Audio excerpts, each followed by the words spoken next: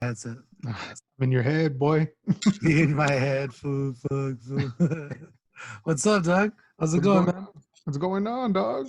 I missed you. You Dude, look good. I fucking miss you too, bro. My wedding date, bro. For real? The Motel 6, Doug. Oh, that's right. That's right. What are you doing in Motel 6?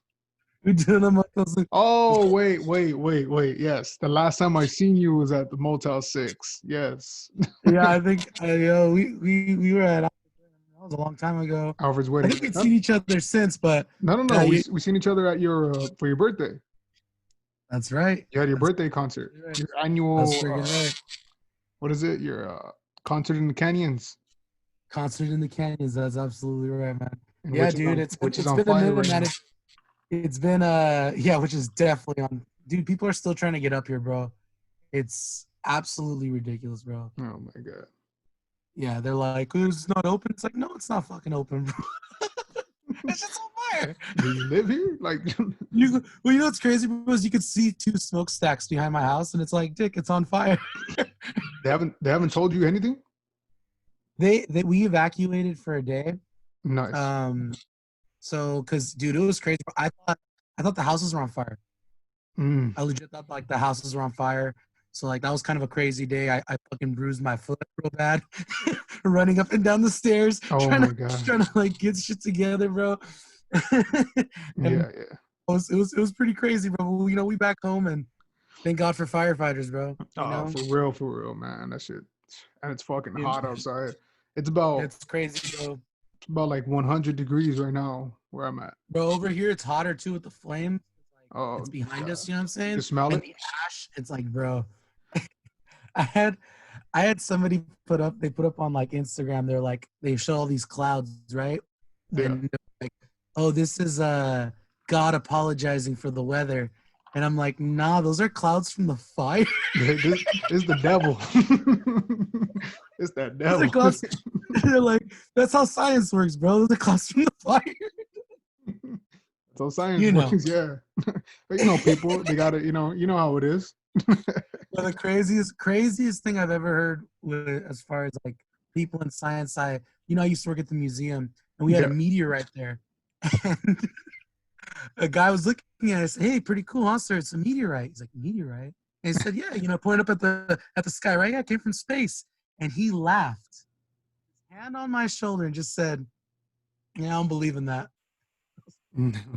Sir? He's like, I don't believe in that. I'm like, space? Like, it's right here. even this, like, this is space. What do you call it? Oh, I bet you had a lot of fucking interactions with people like that. Nothing wrong Bro, with some of them, it. Just we used to some. get people. Yeah, we used to get people who tell us like, "Don't teach my kids about dinosaurs." Like, Oh, all right, so no sharks. Sharks are off limits. Oh yeah, I think we lost him. We think we lost him. Hold up. no. Yeah. Dinosaur class, and then they'd be like, "Don't talk about dinosaurs." It's like, don't talk about dinosaurs during your dinosaur class. Like, this don't sound. It Yeah. doesn't sound right. I was talking. Actually, it was funny. I was having a conversation too with my coworker today, and he was listening to a podcast, and he was talking about artificial intelligence, and like if you had a friend who was a robot, where would do you store him somewhere? Do you to charge or? And then he started talking about like how the meteor killed the dinosaurs, and that they said like no, dumb fucks, the meteor didn't kill the dinosaurs. Everything after the meteor killed dinosaurs, Yeah, they're like, wait, what? They didn't get all it, the crazy things that happen, bro. Yeah, it's Like fucking. there's even talks like that, like it changed like carbon in the air and shit. It's like all sorts. Like we don't know. Yeah, We don't know how crazy that shit is, dude. but that's not real to some people. Yeah. Oh, that? No. No. You know what's funny, dude, is I'll never forget because I had a class and they said, only tell the kids about dinosaurs.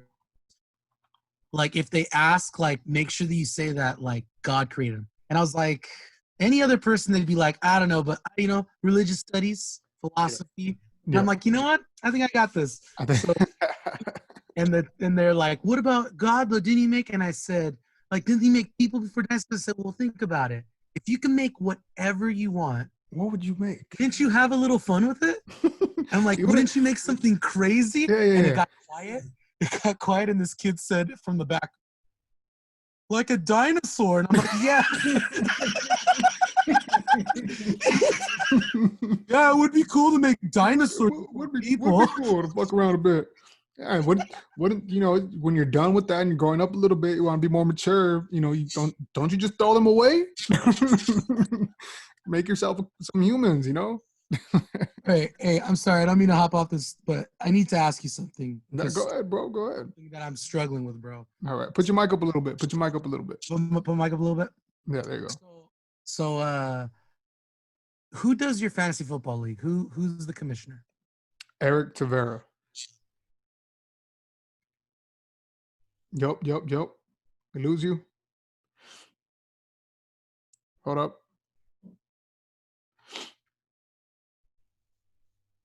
Oh, Eric Tavera. Oh, kick ass. Went to school there. Yeah. I think 7 or 8 years now we've had this. I've won it twice. We played for a ceramic pig. It's great. Right now my pops has it. He won his first title. Congratulations. But this is a hard thing, though. Is there going to be a season for us to draft for? And if there isn't a season and we draft, do you keep the draft? Well, here's because are you in a keeper? I'm in we have one legacy pick. Champion keeps legacy pick, he gets it in the 3rd round. All right. Yeah. We got a keeper league, 20-man roster, 10, keep 10. So right now we all have 10. Football's next month, bro. And we've been asking him, and he's going off what we want to do, basically. I mean, as a leader does. Yeah. So we're gonna draft. Yeah. And we're gonna go from there. I mean, it's gonna be a bitch because now this is the weird thing about fantasy football. People are like kind of wondering like, oh, what if they get COVID? But it's like, dog, you're kind of gambling with it every week. Your star player can get injured. You know, it's like now you got to do some research. Tears his ACL. You know, it's you're right. It's that gamble every week. Yeah. I've been talking to the owners in our league, and where I'm like it's a family league, so I'm like super official in it. Because dude, it's crazy. I've had a boycott in our league before. You know what? You would. Yeah, dude. You would. Yeah. We've had some crazy shit, bro. So one thing that one of the owners floated around was we draft for the season, and if they cancel the season, then that draft is canceled. So I don't know. You know, it's kind of a tough. I mean, that's the smartest way to go about it, right? What if you're 4 weeks in? Exactly. It's tough, dude. It's a real tough one, especially because I know who I'm picking and I know I'm gonna get him. You know what I'm saying? You guys have your pick set already? So this is my thing, dude. I've been playing fantasy football now for about 10 years. I don't understand how you don't know who you're gonna pick immediately. I don't understand how you don't even know who other people are gonna pick. You get what I'm saying? Like the first two rounds, you know who's going, you know who's not. Yeah, I feel you. Yeah, and you know what's interesting is it's crazy. I've done so much like research for fantasy football because since I've been getting my family to play, I've had to like make it funner, you know? Like we're now, you know what I'm saying? Like little things like that excel and make things like a little easier, you know, and funner, you know? Yeah. But it's tricky, bro, because usually, you know, statistically, 3rd and 7th pick the best. Isn't that crazy? You know what? I think my theory is if you're going to, it depends on what type of draft you're drafting. You're doing the snake. I got the 10th. I love the 10th pick. You get the 10th pick. I pick last. Yeah, I love picking last on a snake because you get the 10th best player and the 11th best player. Oh yeah. Like right off the bat. You know what I'm saying? Yeah. So so as the commissioner of this league, because you're commissioner. Yeah, I'm the commissioner. Nice. just wanted to maintain this level playing field because I've played a lot more than them. So what I do is I always pick last. I always You sneaky and motherfucker. it's a little sneaky, but you know what it is too though, bro? Like I'm helping other people pick, and then so like it gets to my sister who's in there, right? And my Yeah. sister's smart. She usually goes Julio Jones. She's smart. She's not a bad pick, you know. Yeah, not She's a bad pick at all. sixth, maybe eighth. She'll go like Julio Jones, or maybe she last year went Derrick Henry. I thought that was a fantastic pick. But you know who gave her that pick? Me. Yeah. You know, I was there and I wanted to be competitive. So like I do hand out picks sometimes. I'm like, fuck, I don't want to tell you that fool's here because we do an in-person draft, and so it's a little tricky. It's like Mark Ingram's here. Who's that? Mark Ingram's here. Yeah, I'll take Mark Ingram. Fuck you, David. No. It sucks. You know what I mean? Like it's, you know what I mean? Like I remember the first year that Kamara was up on the board, and I was like, they're like, oh, I need a running back, and it was the person before me, and I'm like, You're just like, I'm Kamara. Who's the top running back?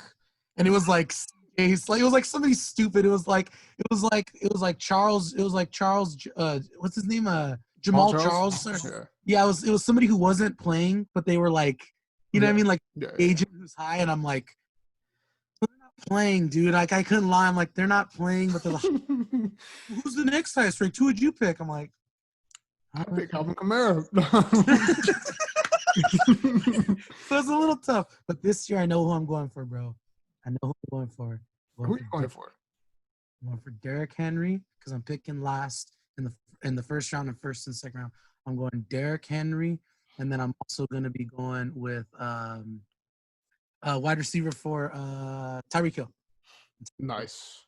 If not if that Tyreek Hill is only if Michael Thomas isn't available. My league, he won't be. He shouldn't be. Well, this is the thing. In my family league, people freak out because my uncles tend to pick quarterbacks, and this is the first year that quarterbacks are supposed to be number 1 and 2. You know what I'm saying? Yeah. Like they'll muddy up the water as it gets to me because they'll draft a quarterback and then they'll force the running back draft. Yeah. And I kind of even have it like kind of marked down who everyone in my family is going to draft. And I got it right last year. That's good. That's good because you know them. That's good, and you know how they think. You've been in this. How long have you guys been in this league? We've been doing the Dominguez League. I think it's for 7 years. Dominguez. I fuck with that. Just so you know, everybody, his name is David Dominguez. The Dominguez. I like that. The Dominguez. It's funny because now we have a girl in it. We have 2 girls now. My uncle is getting married, and she is a massive football fan. So I only had 9 people. I had a vote in, and I had everyone vote to see if we could bring her on board. And now we have 10. So it is going to be a little scary. Yeah. She has the first pick. No. My dad's. I'll tell you this. I know who my dad's. Well, first pick is always like, okay, let's get the shit over with and let's continue. You know, it's going to be McCaffrey. Poor uncle, bro. David Johnson. Nice. No. Why? That's fucking fun, dude. We've been thinking because in our league we're in the keeper dynasty, and we're called 5 to life. So we're gonna do 5 years, and we're gonna see after that. Then we'll know whatever. But everyone's a killer, bro. No, everyone's a killer. We got one rookie who drafted horribly, but he still ended up in last place, but it ended up being more competitive. So this year, so our first ever draft was the Snake, and I got 10th. So I picked up Travis Kelce 1. Nice. And 2, I picked Dalvin Cook, sleeper. Are you in PPR? Half PPR. Okay. I wanted to do full PPR, just basically that's what I always did, but everyone's know. So it allows the tight end to be more of a real position. Yeah. I could have got like Kelce and then fucking Kittle straight back to back, but all the receivers were gone, top running backs were gone except for Dalvin. Picked up Lamar Jackson late. Yeah, picked up Lamar Jackson late. But Oh, nice. We're still wondering what we're gonna do as a trophy. You know, how we're gonna make things fun with side bets, and but what we did is we drafted, and then we did the league, and then here's what I want. Here's what I want to happen. So when the top 6 make playoffs, and then what we did was that at the end of the regular season, that's your position. If you end up in 10th, you pick first, 9th, 2nd, 8th, 3rd, and so on. What I wanted was, no, let's do it at the end of the whole season. That way, just because these teams are not in the playoffs, not going to play for the chip, you know, they could actually just play for a lower spot of next season, or they could tank. Or it makes the what is it, the what is it? It's the start with the C. It's slipping my mind, but it makes it more competitive, you know. And I wanted waivers to be open. I wanted waiver, but they didn't really want that. So that was a little bit, you know. There's a lot of things that can go into tricky, football, and a lot of guys too, where it's like they want things to go their way. So it's not like a family thing, bro. This is these are killers that are actually, and they pay attention, and they're good, and they're really good. Oh yeah, they're really. Well, I'm telling you, dude. On this end, we had a boycott, dude. I had a boycott. Who did you boycott? I had a boycott in my league. Our champion came up on a game with me. It was for the number 1 spot, and right before kickoff, he pulled all of his players. Gave me the win, and it was out of protest because one of the owners didn't have full access to his team. And in the end, it's like, that's not my fault. But I've had to deal with some of this crazy shit, man. What do you mean that he didn't have full access to his team? You know what it was, bro? Is my cousin got a new phone and he couldn't get into his account. And it was like, Doug, that's not my fucking problem. Dog. Problem. So his dad rebelled. You know, I'm pretty sure your kids got phones. Someone got a laptop in your family. Exactly, bro. Go to the Apple store. The Apple store. Go to Best Buy. Go to Best Buy. Yeah. You know, so one thing that I've had to start doing is, like, when we went to PPR, what I do is I brought them a whole season of what it looked like with one of them in PPR and how their scores changed. And same thing when I did I actually changed it because a lot of league settings don't have receivers receiving touchdown credit for punt or kick returns. So shit. Yeah, so I had to change that so that the special teams receives it and the receiver receives it. Because it does suck if it's not their special teams, but it's like Terry Glenn or whoever the fuck it is. And then it's like, well, that's the only touchdown he had. Why didn't I get it? You know, and the funny thing, if you're not watching every game, you might not even notice. You know what I mean? You won't notice that he had a punt return. You know what I'm saying? Tyreek Hill having 3 scores on, like, returns. And I'm like, that was when he was on someone else's team. I'm like, he needs those. You know, like, they need those points. So how did you generate the points? Like, how did you generate the point? What are you doing it on? I'm doing it all through ESPN's fantasy football, which is super cool. I did Yahoo. I did, like, I'm crazy, bro. I'm absolutely insane. One time I even did 3 years ago, I did the Yahoo draft on Yahoo that we did on ESPN and watched both seasons play out. And that was pretty crazy too, because in the Yahoo league, the winner didn't win. I won. Hey. Oh, you know, I heard a lot of shit. Like, people who are, like, faithful to Yahoo, they fucking hate the ESPN. People who are faithful to the ESPN, they fucking hate the Yahoo. And then there's just some crazy motherfuckers who just say, fuck both of them. I'm an NFL Network guy. I'm an NFL Network that shit. Yeah, I don't fuck with none of that shit. Me, I have last year I had 2 fantasies, but one it was just like it was a cool little $20 buy-in. It was I didn't fuck with it really. Just started, everybody needed to start, but this last one, it was our first season, and it was crazy, bro. I had a great season, great fucking season.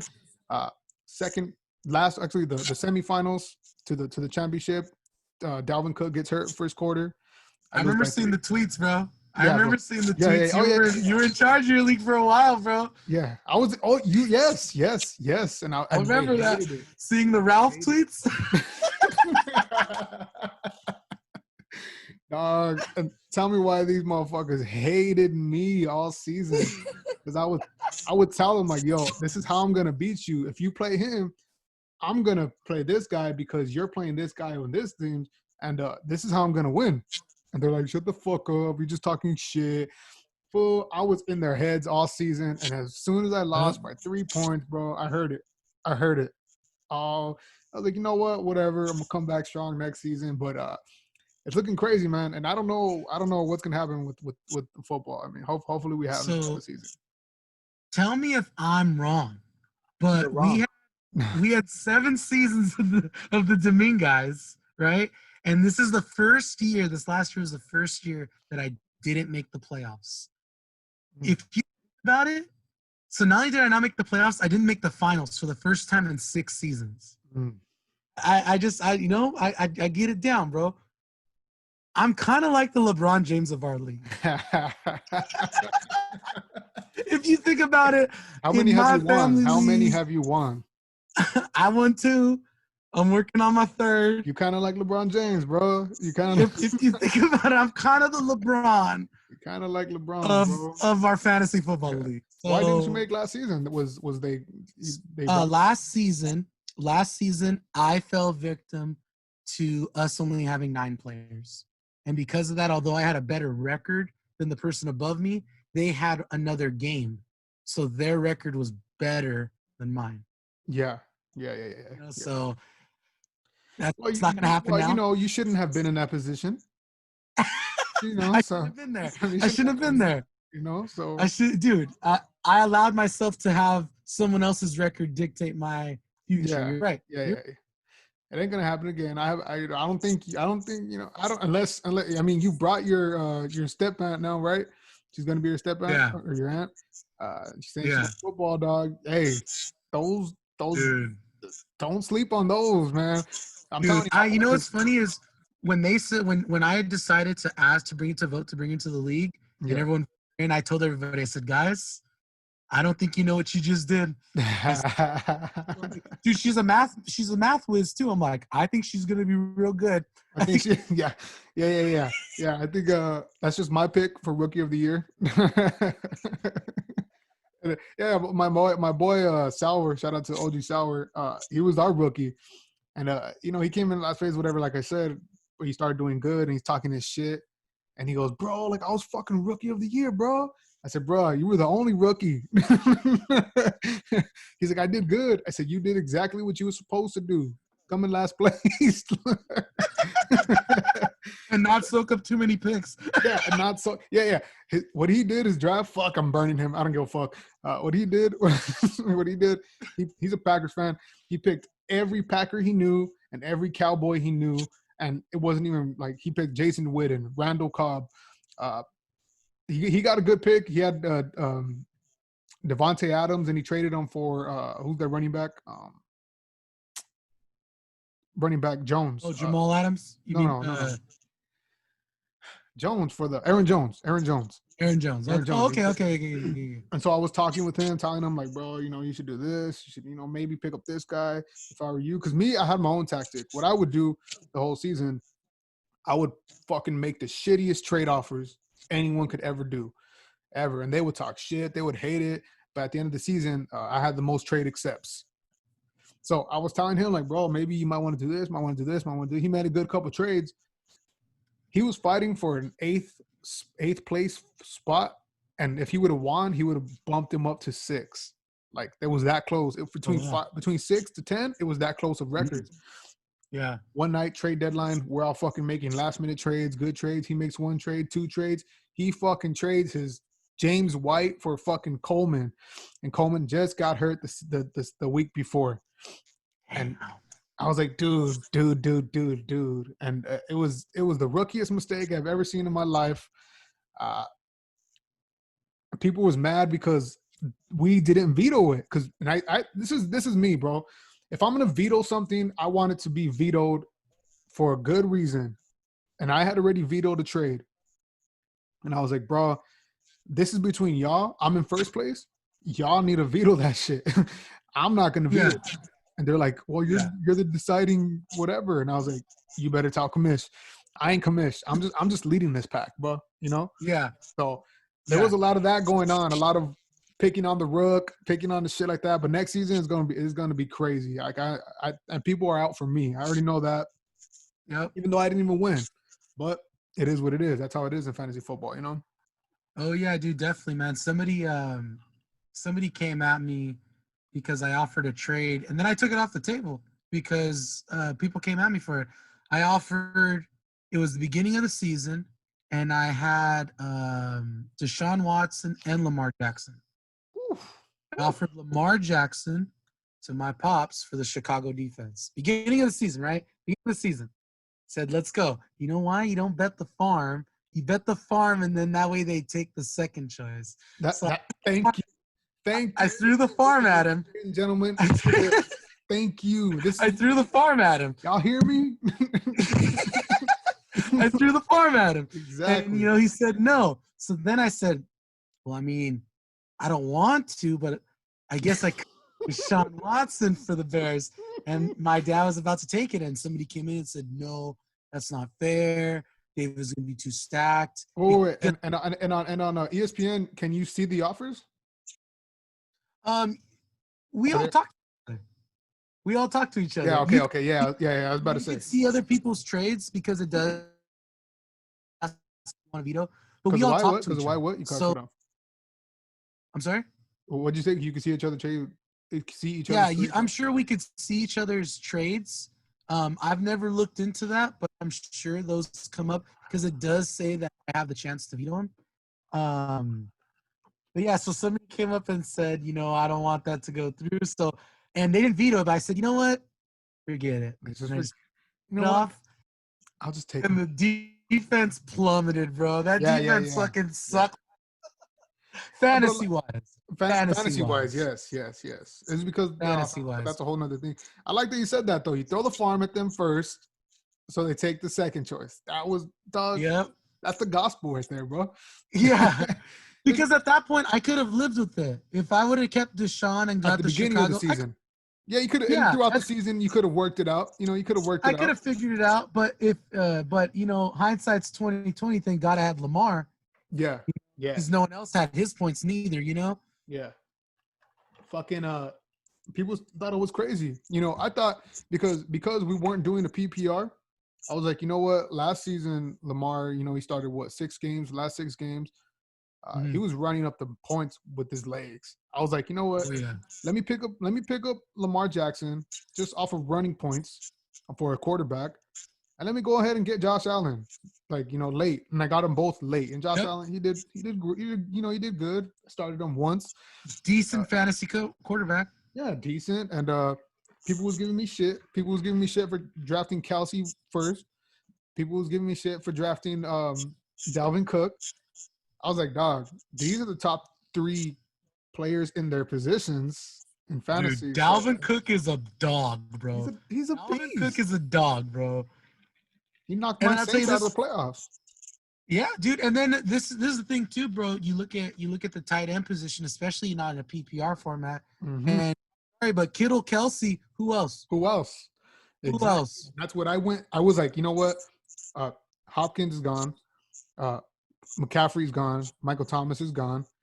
You know, that's my dad's legacy pick, bro. Christian McCaffrey. I'm fucking mad. I'm bummed out about that. McCaffrey. Oh, he's so fucking good, dog. I had him last season, so good in the other league, and I was just like, I wish. I mean, but I knew he was gonna go first or second or third. You know. Yeah. Barkley was gone. Devontae Adams was gone. You know what? I played it safe. There, like you said, there's no top tight ends. Who's your top 5 tight ends? You can't really. You know, maybe 3. Maybe if you want to throw Waller. Maybe if you want to throw.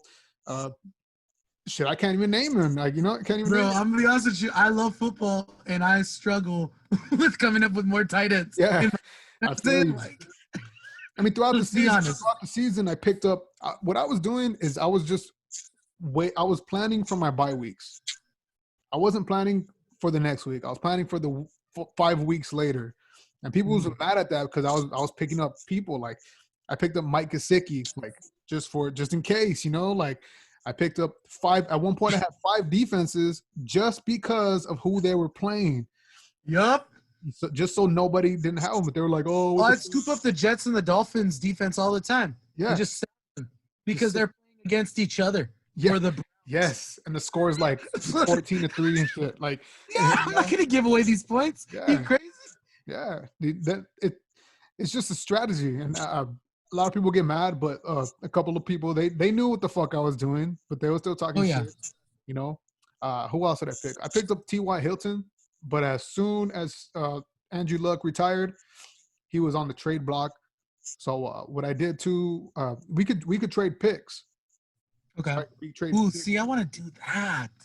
Yeah. That shit runs deep, bro. And now, like, you start thinking back, like in hindsight, like, fuck, should I have traded that pick now? Like, I didn't win because I went at the end of it. I was like, you know what? I'm in first place. I think I can make a run for it. I'm looking at the rest of the weeks. I'm like, I think I can make a run for the chip. So I gave my first round for Devontae Parker and Robbie Anderson. And I lost, Yeah. But I still got Devontae Parker now, he's a solid receiver. And I traded T.Y. and like my 6th for Allen Robinson and like a 10th or something. Yeah. So yeah, those T.Y. Bro, T.Y. at least had trade value. Yeah. It does suck when you get a player and it's like, yeah, this one had no trade value, like fucking none. That's what I was telling my boy too. Like, again, my boy Sauer, because I would kick it with him a lot, and I said, like, bro, if I were you, I would trade so and so right now, like while he's doing good, because later on you're gonna be stuck with an average running back or an average receiver. I was wanting him to trade Tom Brady. I said, bro, trade Tom Brady, bro. Trade him. Yeah. He's doing good right Tom now. Brady First 5 is seasons, great first 5 trade weeks. bait. I was like, trade him. Nah, bro, you don't fucking know. The guy, all right. There's only so much you can do, Well, it's funny, bro. It goes to what I always say, bro. Tom Brady, to me, will only go down as the most winning quarterback of all time. Nice. I like that. Me who the best quarterback I've ever seen, the best quarterback, and this is not to gargle your nuts, bro. The best quarterback I have ever seen is Drew Brees, bro. I have never seen or thought that in a time of need, who would I want to have the ball? Drew Brees, bro. Drew Brees. Fucking Brees. That fool is bad, yo. He's a bad motherfucker. Bad, and people forget, bro. People forget, dude. It's just people want the accolades. They want to see it. Happens all the time with basketball, bro. All the time. They get, Drew Brees, he's been to the playoffs, so and so many years, but he's only won 1 ring. Like, yeah, look at these circumstances, whatever. Brady touchdown record, yards record, touchdown record, yard record. Those are stats that can speak for itself. Does he have completion too? He has the completion record. It's like, and the accuracy, the most accurate quarterback. I'd be a hypocrite by saying that Drew Brees is the greatest of all time, because LeBron James has all those records. Like, he's coming up on him too, and I don't consider LeBron James the GOAT like that. But it's interesting though. So you say that. That is why I feel, because of the way I feel about Drew Brees, that's why I feel the way about Kobe. Because if you think about it, that man is a hero of mine.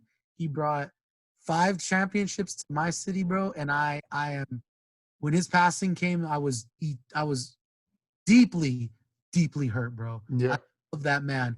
But bro, you think about it, Doug, only 1 MVP, 5 rings. You know what I'm saying? Like, well, he got robbed. He got robbed with the MVP. Of course. But Drew Brees in that same route. You know what I'm saying? Drew Brees definitely in that same route. Yeah. The whole kit and caboodle. He led in touchdowns and freaking passing yards. Yes. freaking completions for like seasons at a time, bro. And you know what, dude? No mentions of That MVP. that's the thing too. And people say that with Russell Wilson, and they'll pick Russell Wilson over Drew because of the running. But it's like Drew's 40 doing this, and he still Yeah. is good. Well, you know what, too? I'm sorry, bro. Russell Wilson, fuck off. I'm sorry. Like, he scrambled for a touchdown. What was the score? 7-14. It was a good game. Well, then it doesn't sound like Russell Wilson won the game. Yeah, I'm yeah. sorry, bro. Yeah. You look at something like New Orleans. What was the score? Oh, dude, it was 16-34. Drew Brees tore him up, and then that defensive side fucking started coming at him, bro. It's like, dude, fucking name. What was the score? Oh, they got away from time. It was 42-50, bro. What? Yeah, bro. Brees was going off. Yeah. Dude, yeah. you know what I'm saying? I don't hear Like that he wheels them 2 games, bro. A lot of people probably thinking right now too, talking shit. And we can't hear them, but they talking shit listening right now. A lot of people saying like, well, what about Aaron Rodgers? I'm a Rams fan, by the way. I want that to be known. Yeah, I know you're a Rams fan, bro. You know. I know. You know, but you're not going to put golf. You're not putting golf up there. I want to make sure people know that shit. He's not a saint, and it's that rivalry is a little new for us. But I'm saying a fucking Saint's the best quarterback I've ever seen, bro. And the Rams are great quarterbacks. No, the best quarterback I've ever seen like play, not live, but like seen like on TV, is Drew Brees. It's just the shit, and it just goes unnoticed a lot of the times too, on how he has to look over the line, on just his pinpoint timing and accuracy, bro. When people say like, oh, he has Michael Thomas. But what about when he was doing it without Michael Thomas?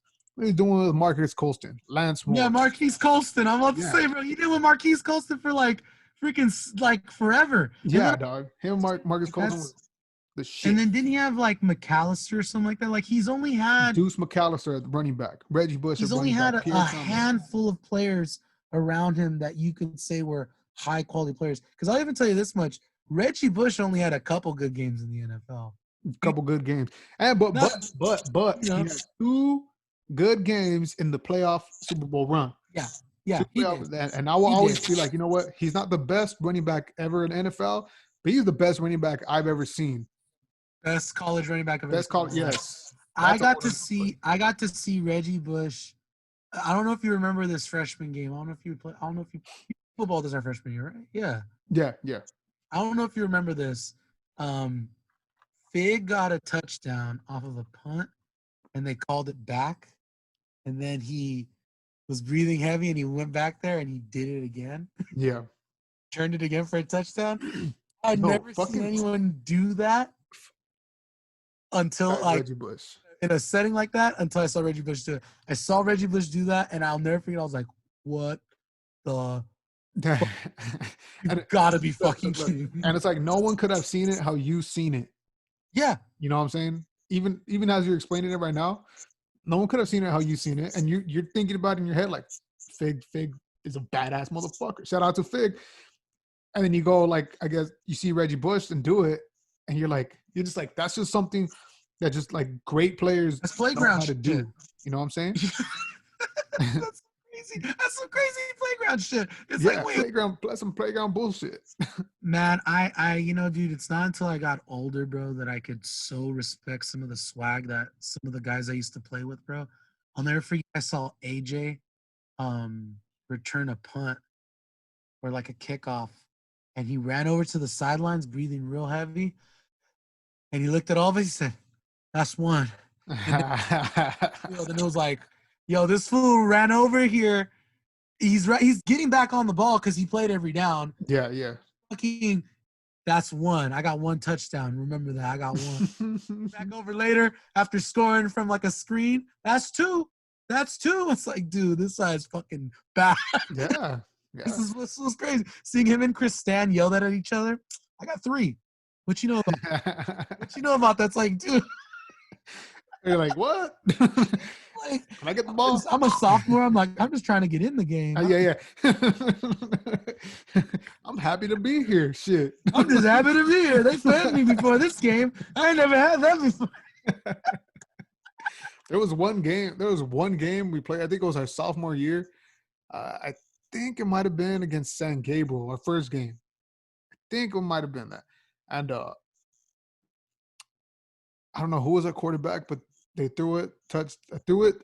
We scored a touchdown, and then I think we got within one or something. So it was either to tie or to win.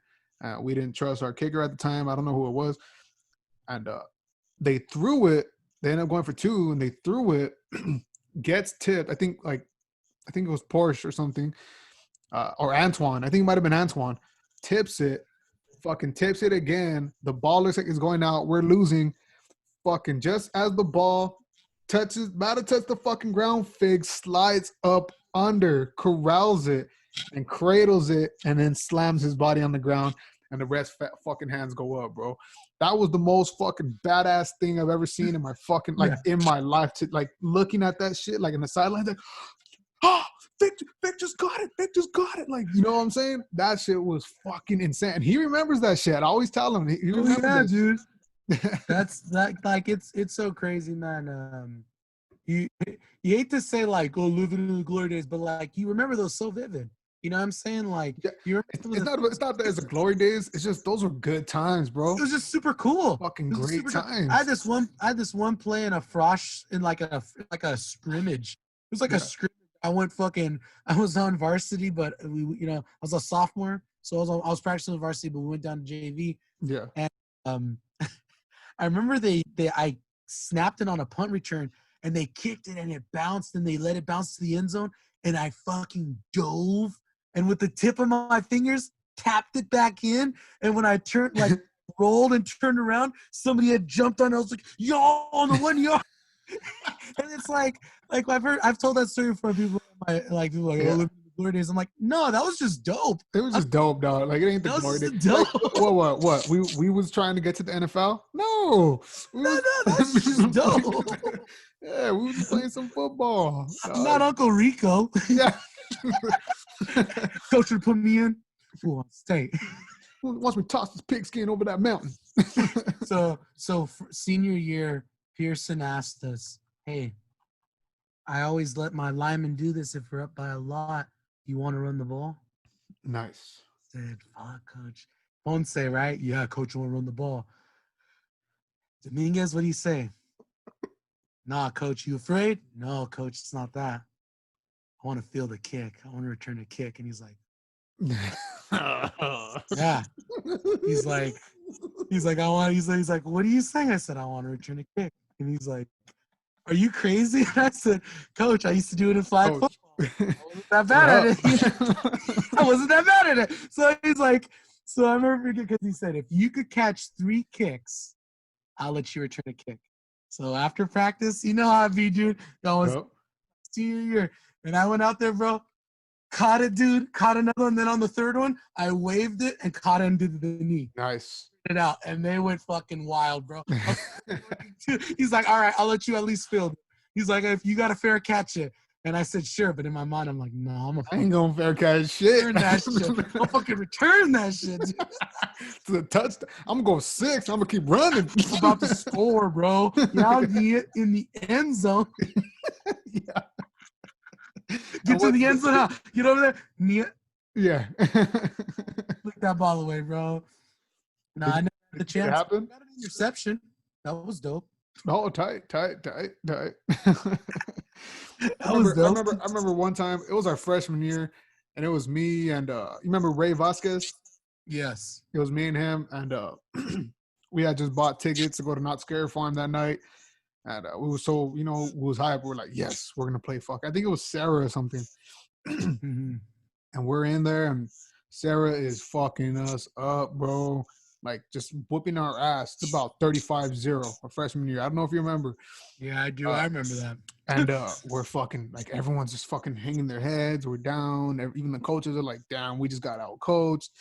And everyone's pissed at each other. And then me and Ray look at each other, and we're like, I don't give a fuck. We going to Not Scared Farm tonight, bro. Just a little I played that game with a concussion, bro. That shit sucked, dude. Because we did the freshman game, and then we did the JV game. Yeah. But like I remember the freshman game running double wing and just fucking being so drowsy, bro. Just so fucking drowsy, bro. No. And then the day after, um hitting again and just being like fucking like my head and my neck just fucking like pulsating because we just ran double wing all game. And the Mm. motherfuckers, they were thick. And then when Yeah. we did the JV Yeah. game, Yeah. like we brought our varsity guys in and they brought theirs. And like even the guys who were soft, because you get some guys on their line who are soft, you had to fucking roll them every place still, like Every play. That double every play, badass dude, like formation, bro. That's no joke. That's no double wing, bro. It make put yeah, and I don't like to say that phrase "make men out of you" anymore, but definitely that should definitely separate like adults. You're gonna know who could play at the end of And we that. had some badass motherfuckers at the wings too. We had fucking Alfred, Fig, sometimes Porsche, I Edgar. always I always point out that Alfred Medina. Okay, Alfred Medina played only 6 games of his junior season and was voted second team All CIO. Let's take a moment. That's fucking bad, yo. Recognize that shit. That's fucking bad, bro. Yeah, shout That's out fucking Alfred, bro. bad, yo. That's fucking bad, dude. I just Like remember thinking, and I talk to Dylan all the time sometimes too. Like it just looking at these fools play, like to be like, and not only like, yeah, we're homies, but just to see those fools play and how they played the game with the fucking just this not only the skill but the talent, the God-gifted talent, and just the will to win every down. That was great, bro. I love that. I love that. Whether I was fucking in it on the fucking, the second team receiver, second team running back, fucking special teams, I was playing to play too. But to watch them play, bro, was something else. Even you too, bro. You, Bonte, Chris Ortega, like it was bro. fucking badass. Like just it was just great. It was just great. I remember game days and they were just great. You know what I'm saying? Yeah, man. It was a good time, man. But yeah, it's funny, dude, because I think about it now, dude, and it's crazy, bro. When I was in high school, Yeah. my rival, and I say my because it was the person that I fucking grew to hate. The guy that I hated in high school was a man named Robert Woods. That's fucking crazy. That's fucking crazy. You know what I'm saying? Like that's fucking. And we got to crazy. see that motherfucker play. I remember hitting with Marquise Lee. Like I remember hitting with him, and then he was our year. So I remember hitting with him even my senior year, and like telling him like going up to him being like, motherfucker, bro. Like we saw each other play all, you know what I mean, like all those years. Funny, like it wasn't until recently, man, that I was watching fucking Robert Woods play and for the Rams, and I'm like, he dropped a catch, and I'm like, fucking AJ would have caught that shit. And then it took me a second. My dad's like, David, you've played with like 6 or 7 NFL players. He's like, you should be stoked about that. And here you are. It took me a second. It took me a second. I'm like, and I'm like, I'm like that shit. I'm like, but you think about AJ played in the NFL. His brother, who I played with, Torrey, fantastic athlete, plays for the Dolphins still, I believe. Ladarius Wiley was a freshman when I was a senior, fantastic kid. One of the best work ethics I've seen. Plays now in the NFL. Played against Woods, plays against Lee. You know what I'm saying? Like, that's, played against Cassius Marsh. Cassius won a Super Bowl ring. You know what I mean? Like, that's kind of crazy. Like, Is it really now? It took me a second to at least be like, that's cool. You know what I mean? Like, yeah, that is cool. I guess those guys were a lot better than me, but yeah, I guess. Yeah, here we are, fucking talking on this podcast, playing fucking PlayStation, Call of Duty together.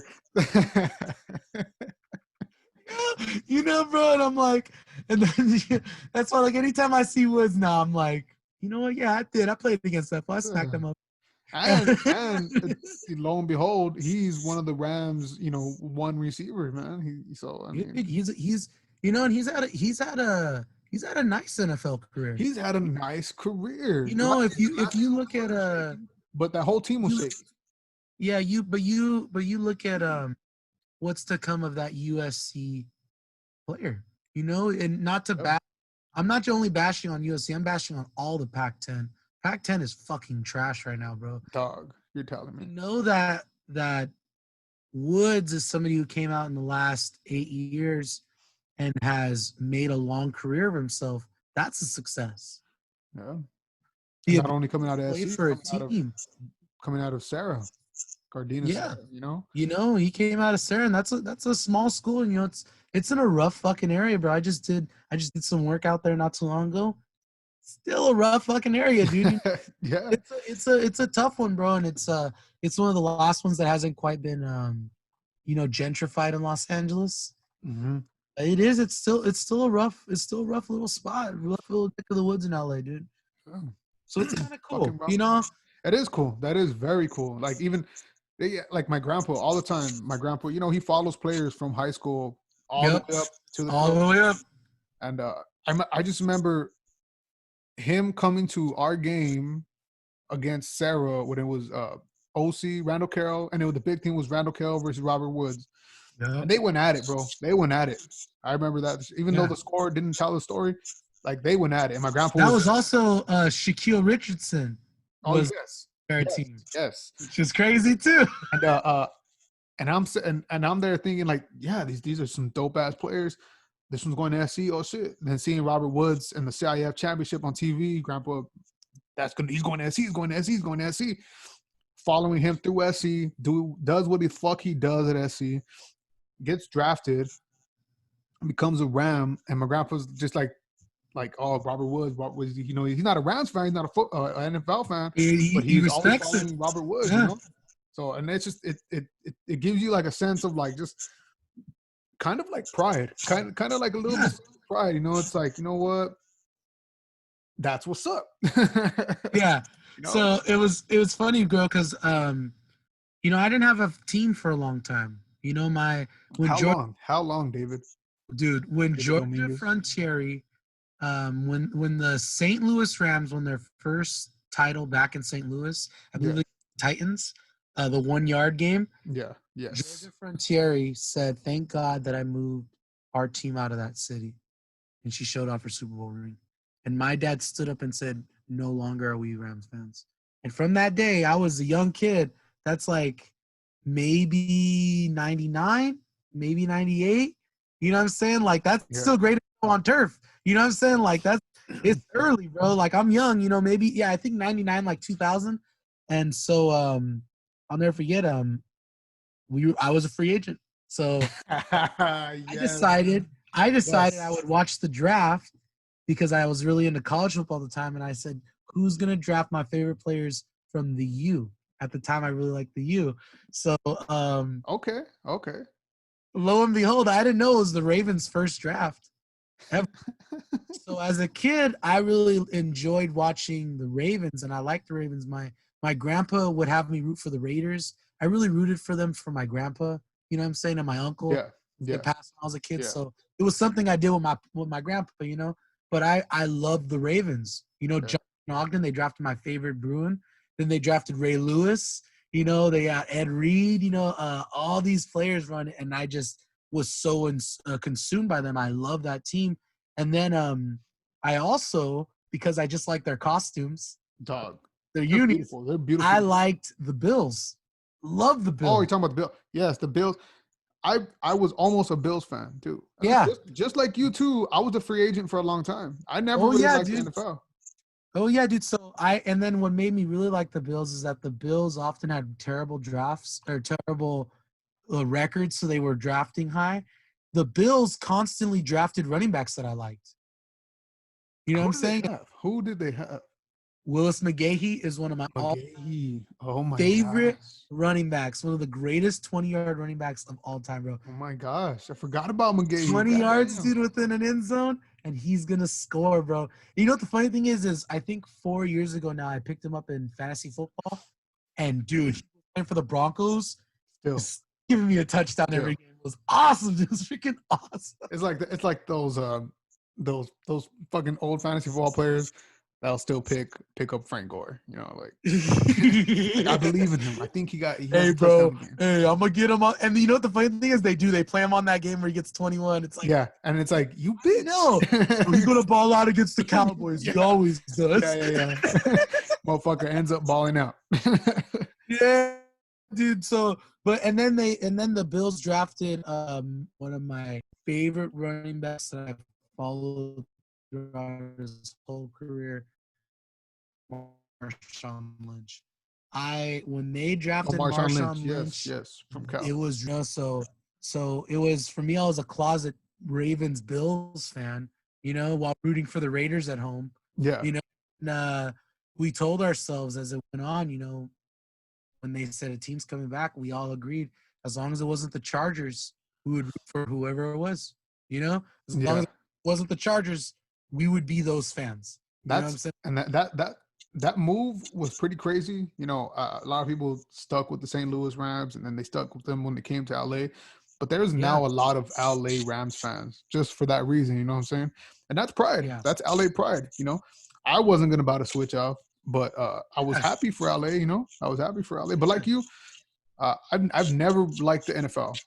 I've never had a squad.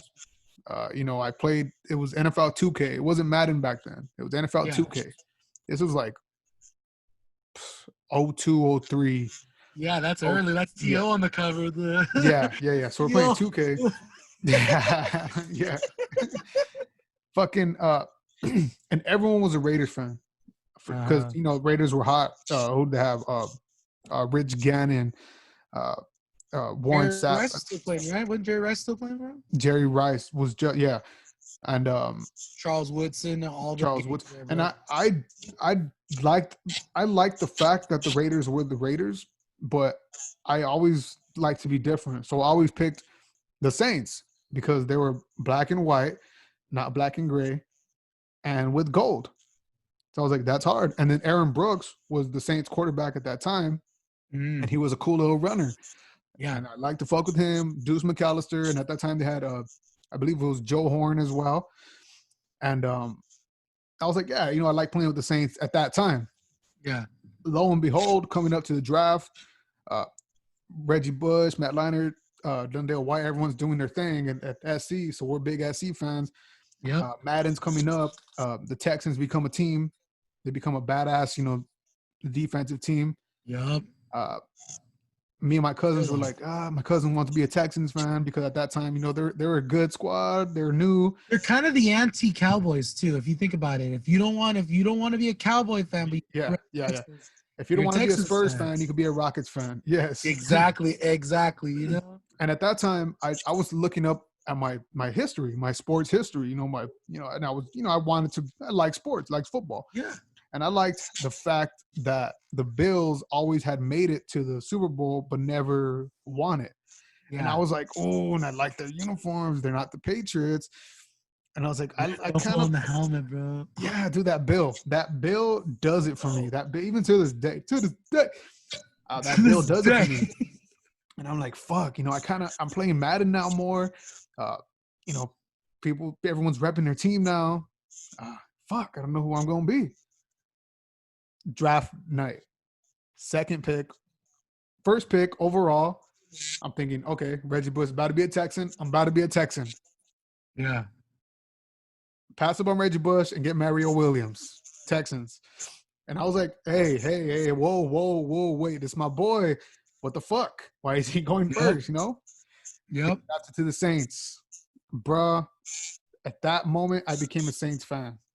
Like straight up, no bullshit. I was like, you know what? I'm gonna be a Saints fan. I remember I don't have the article, but I have the picture. It's on I think my mom's old camera. It was an article in the newspaper, them saying that Reggie Bush can no longer wear number 5. He could wear it up in the preseason, but he can no longer wear number 5. Yeah, I remember that. We have that picture. I wish I kept the newspaper because this motherfucker's wearing number 5 Saints jersey. So that's how I became a Saints fan, everyone. That is how I became a Saints fan. I respect that. Yeah. It's that thing, and I said it with the Ravens, bro. Jonathan Ogden, if I'm not mistaken, was the first pick for the Baltimore organization. And Jesus Christ. I was a Bruin fan. you know? And I don't know if he caught I said was. I was a Bruin fan, I didn't catch that. and it was like, wow, they have somebody who I really admired. Like I you really you bro, loved seeing this person play. Like you I love saw seeing. Jonathan Ogden play in person as a kid.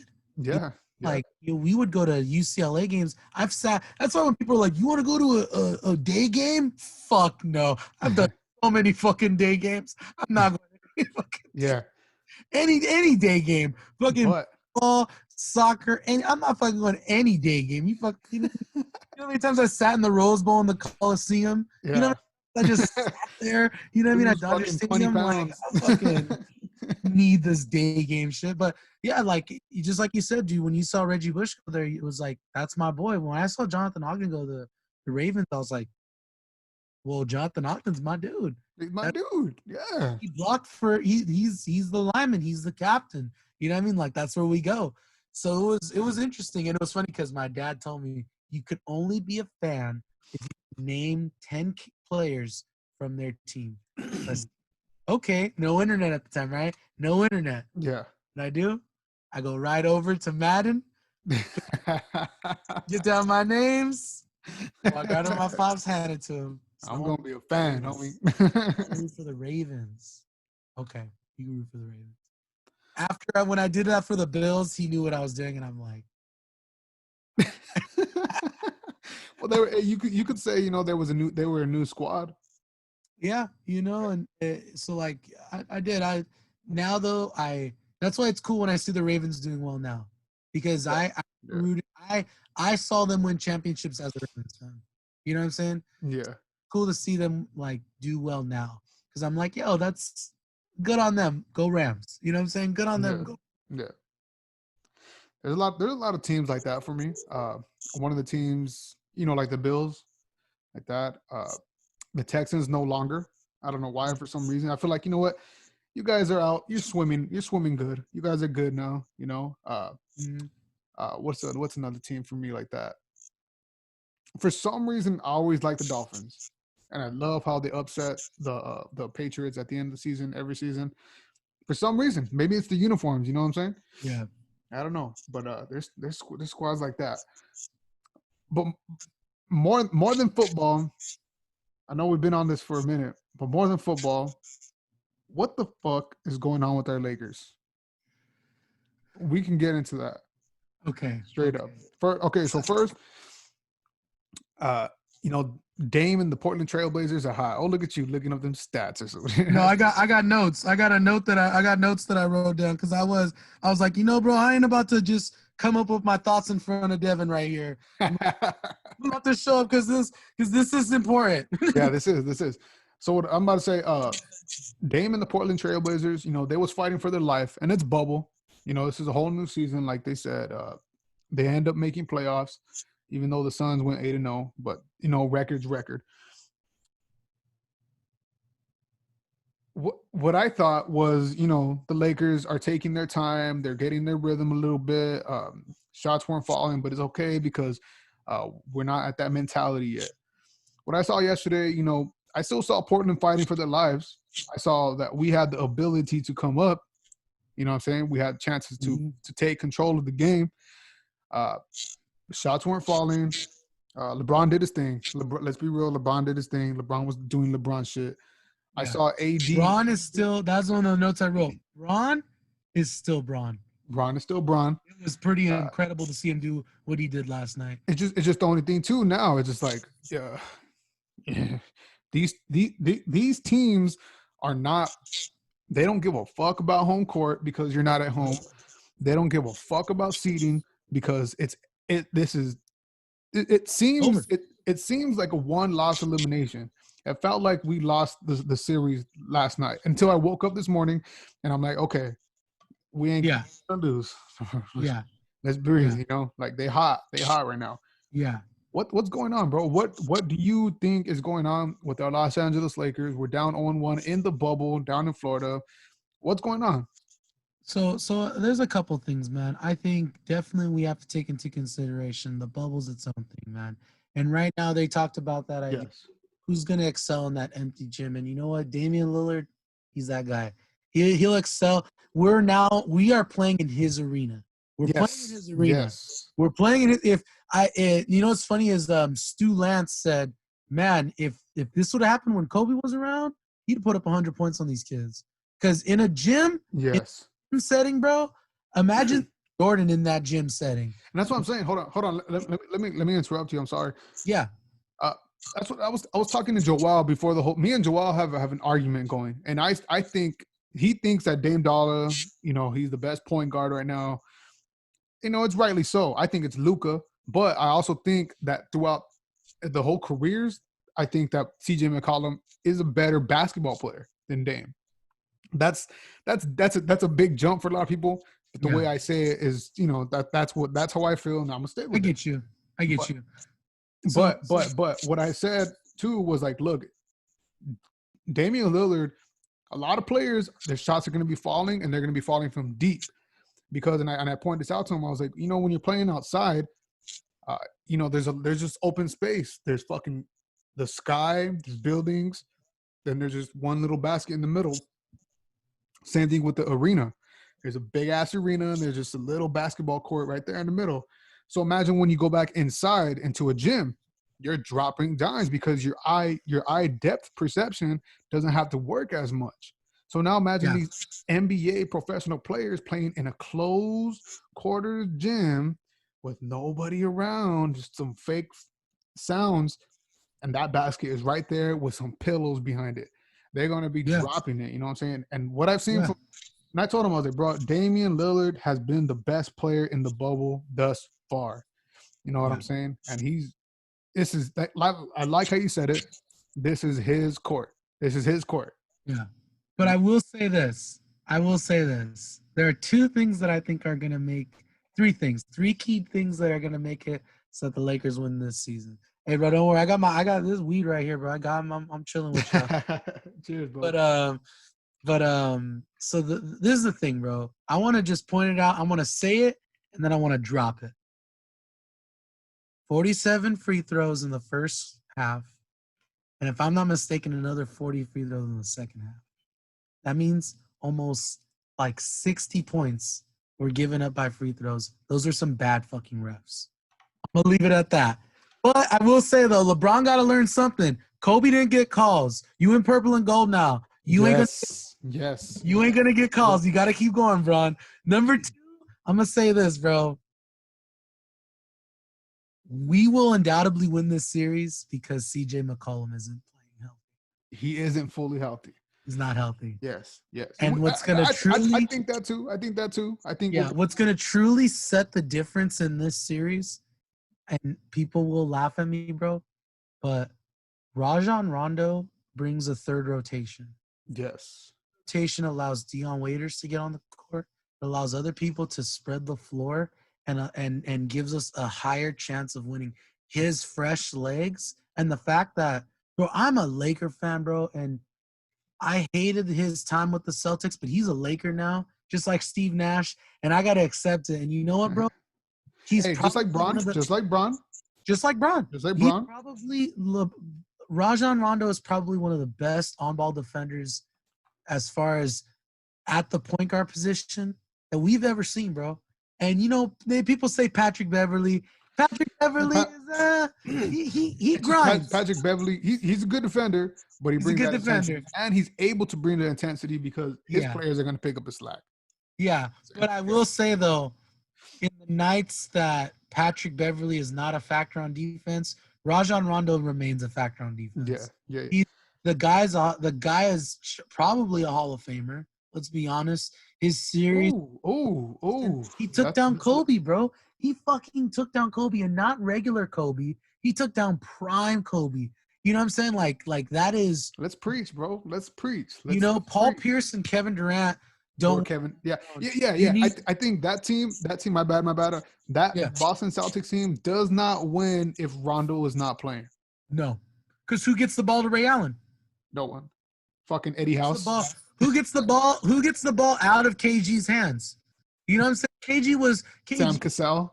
Oh my God, dude! When KG tried to dribble, bro, like I Kevin Garnett, dog, but he's like, it's like a big Ron Artest, dog. Like he like don't give me that shit. but the ability because this is the thing that we have to remember with Portland, and this is why the West is so scary. Portland is still built to beat a team that doesn't exist anymore. The Portland Warriors are built to beat the Golden State Warriors 3 years ago. Yeah. A lot of teams are built like, look at the Rockets. The Rockets and the Trailblazers, and I'd even go so far as to say like somebody like Milwaukee.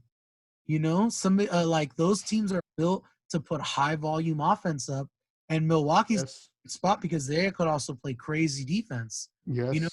But we're in this spot, and so we have to alter Damian Lillard's game. If we could, one thing that I always thought was interesting is Greg Popovich said, and it's always something my brother quotes, if us as a team, he said Kobe will get 50, but as us as a team could also score 50, then I think we got a shot. Yeah. We need to make it so that he beats us. Yeah. And it sounds funny, bro, but it's real. Let's go, Damian. Let's score 100. Score 100. But you know what I'm saying? That's the thing that I seen last night is we was trying to play their game. Mm-hmm. We was trying to play their game. We weren't. We got to feed AD the ball all game. Let's be real. Anthony Davis has to get the ball in the fourth. Yeah. In the fourth. Besides all game, in the fourth. Coming up to the fourth, excuse me. I seen Damian Lillard doing what Damian Lillard does, but there was no pressure? There was no double team pressure. There was no off the ball pressure when he was off the ball. What I want to see now, I want to see Caruso start. Don't get me wrong, I love JaVale McGee starting. I don't have no problem with it, but this is not the right time for him to start. This is just personally what I'm thinking. We could go small ball. We can go small ball, and we have to. Let's just go straight up AD on a Nurkic, and let's see who wins that battle. Put Caruso. This is just me. Put Caruso on Damian Lillard. If you're gonna play at that, put Caruso on Damian Lillard. Yeah, he's gonna get beat. Yeah, he's gonna get some shots on him, but But the thing I like about Caruso is he's able to put himself in positions to make a play every time, and he's gonna tire him out because he's gonna be able to run with them. KCP, let's be real. He had a big job last night. People are getting on him for that 1 point. Yeah. Let's be real. He had a big job last night. Caruso will get you more than 1 point given the opportunity. Yeah. He wants the ball. He's not selfish. He's not a selfish player. He wants to play, and he don't care who's in front of him. KCP, you could tell he was playing don't fuck up, don't fuck up, don't fuck up, don't fuck up, don't fuck up. I fucked up, and then it got to him. Like, yeah, it's not basketball. But you see though, if we could even having Rondo starting, you have Rondo start. Yeah, but thing two, Rondo. You have Caruso coming in and chase. And don't get me wrong, Rondo. You're right. Rondo's a bit slower, but imagine, I told you earlier, man. Imagine just being able to constantly have fresh legs on him. Fresh legs on Lillard is crazy. He brings another rotation. I like that. Yeah. And one thing that I think too that the Lakers need to take note of, Frank Vogel hasn't done this, is AD can't just sit at the 3-point line and shoot. If you look at the Denver Nuggets, bro, you know what the funny thing is, dude? So check this out. A little sidetrack. Yeah. I play 2K by myself. I play some My Career mode. My best player right now, bro, is I got a player on the Nuggets. Dude, I fucking love playing for the Nuggets. Just passing. They set plays for each other to get each other threes. We're not running anything we're not running anything off ball with AD to establish him to get a 3-point shot. No, we're not. He's got to move. You want to open up the floor and get the 3-point shot? Guess what? Jokic moves. That's why I think Jokic is the best. Well, I mean, AD is a power forward too, and that's why. Yeah, definitely. That's why they do that. But this is not like how Kendrick Perkins said. This is not the Staples Center, bro. This is rec ball. This is a whole nother game. This is fucking pick up basketball and you're picking up your own squads, you should be changing your lineup every game. If I'm the Lakers, you should be throwing something different. Damian Lillard does not give a fuck right now. He's shooting from deep. He's shooting from logo deep, and he's hitting, bro. His confidence he has is a percentage, and he has a percentage from that deep. And he has a percentage from deep. He is fucking Steph Curry right now. You know, there's only so many things you could do. He's gonna score. He's gonna score. But you gotta make them beat you another way. You gotta do what you can. You know. Yeah, gotta do what you can. Beat you another way. This is my crazy idea. But this is how I think this is. I think if we did this tomorrow, the Lakers win in 4 games immediately. But I don't know if he's got it. I love LeBron James, and I have a lot of respect for him. He should play against Whiteside. He should. If we start AD so that AD could be on Nurkic, then LeBron's got to do what Magic Johnson did down at the block. Let me. That's a great point. That's a great point. Let me bring up something because Joel couldn't be here. He wanted to be on the podcast. You know Joel Guevara? Yeah, I know Joel. Yeah. He wanted to be on the podcast. Fucking Joel. Yeah, but he couldn't work. So shout out to Joel. This is what he says. And this is a quote from Joel Guevara. LeBron cannot be point forward, facilitate the offense, and be the main scorer. He cannot also be asked to step up on defense when we have 0 perimeter defense. That's why Caruso plays so much. We're missing Avery Bradley so bad. KCP 111, get the fuck out of here. Play Kuzma. Even though Kuzma doesn't play defense, it allows him to find his rhythm.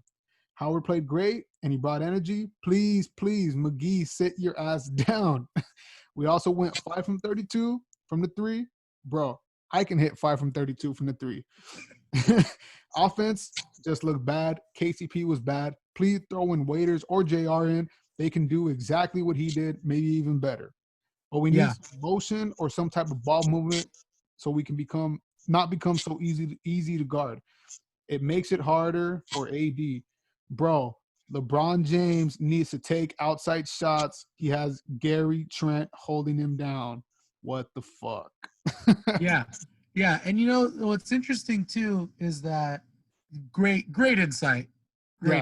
Fantastic insight. Yeah, fantastic. Joel, you know, I'll never tell him. But he has great insight. I'll never let him. I'll let him know. I'll let you know. You let him know. Fantastic insight. But I agree, man. I think what sucks is that you look at it and JaVale and White, two fantastic 6-men for us this year. JaVale's playing too much. And I told my brother, if we win a championship, jersey, I'm gonna buy JaVale McGee jersey, bro. He had a fantastic season for us. Great season. I don't think we're the team that we are unless we could give AD the rest he deserved. Yeah, no, you're right. Dwight together were able to help us accomplish that. But that being said, JaVale is a veteran. He's in too long. He's huffing it. I feel bad for the guy. He's huffing and puffing right now. See it.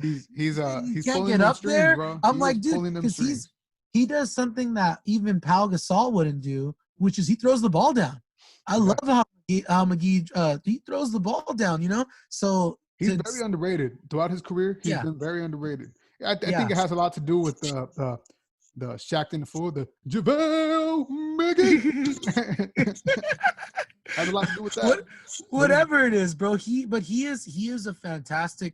When I saw him come to the Lakers, I was like, ooh. Yeah, I was happy because I knew he went to Golden State, and they used him the way which was perfect for him. How he balled. So I knew when he came to the Lakers, he's a veteran in the game. He's been with a team that knows how to make it work for him.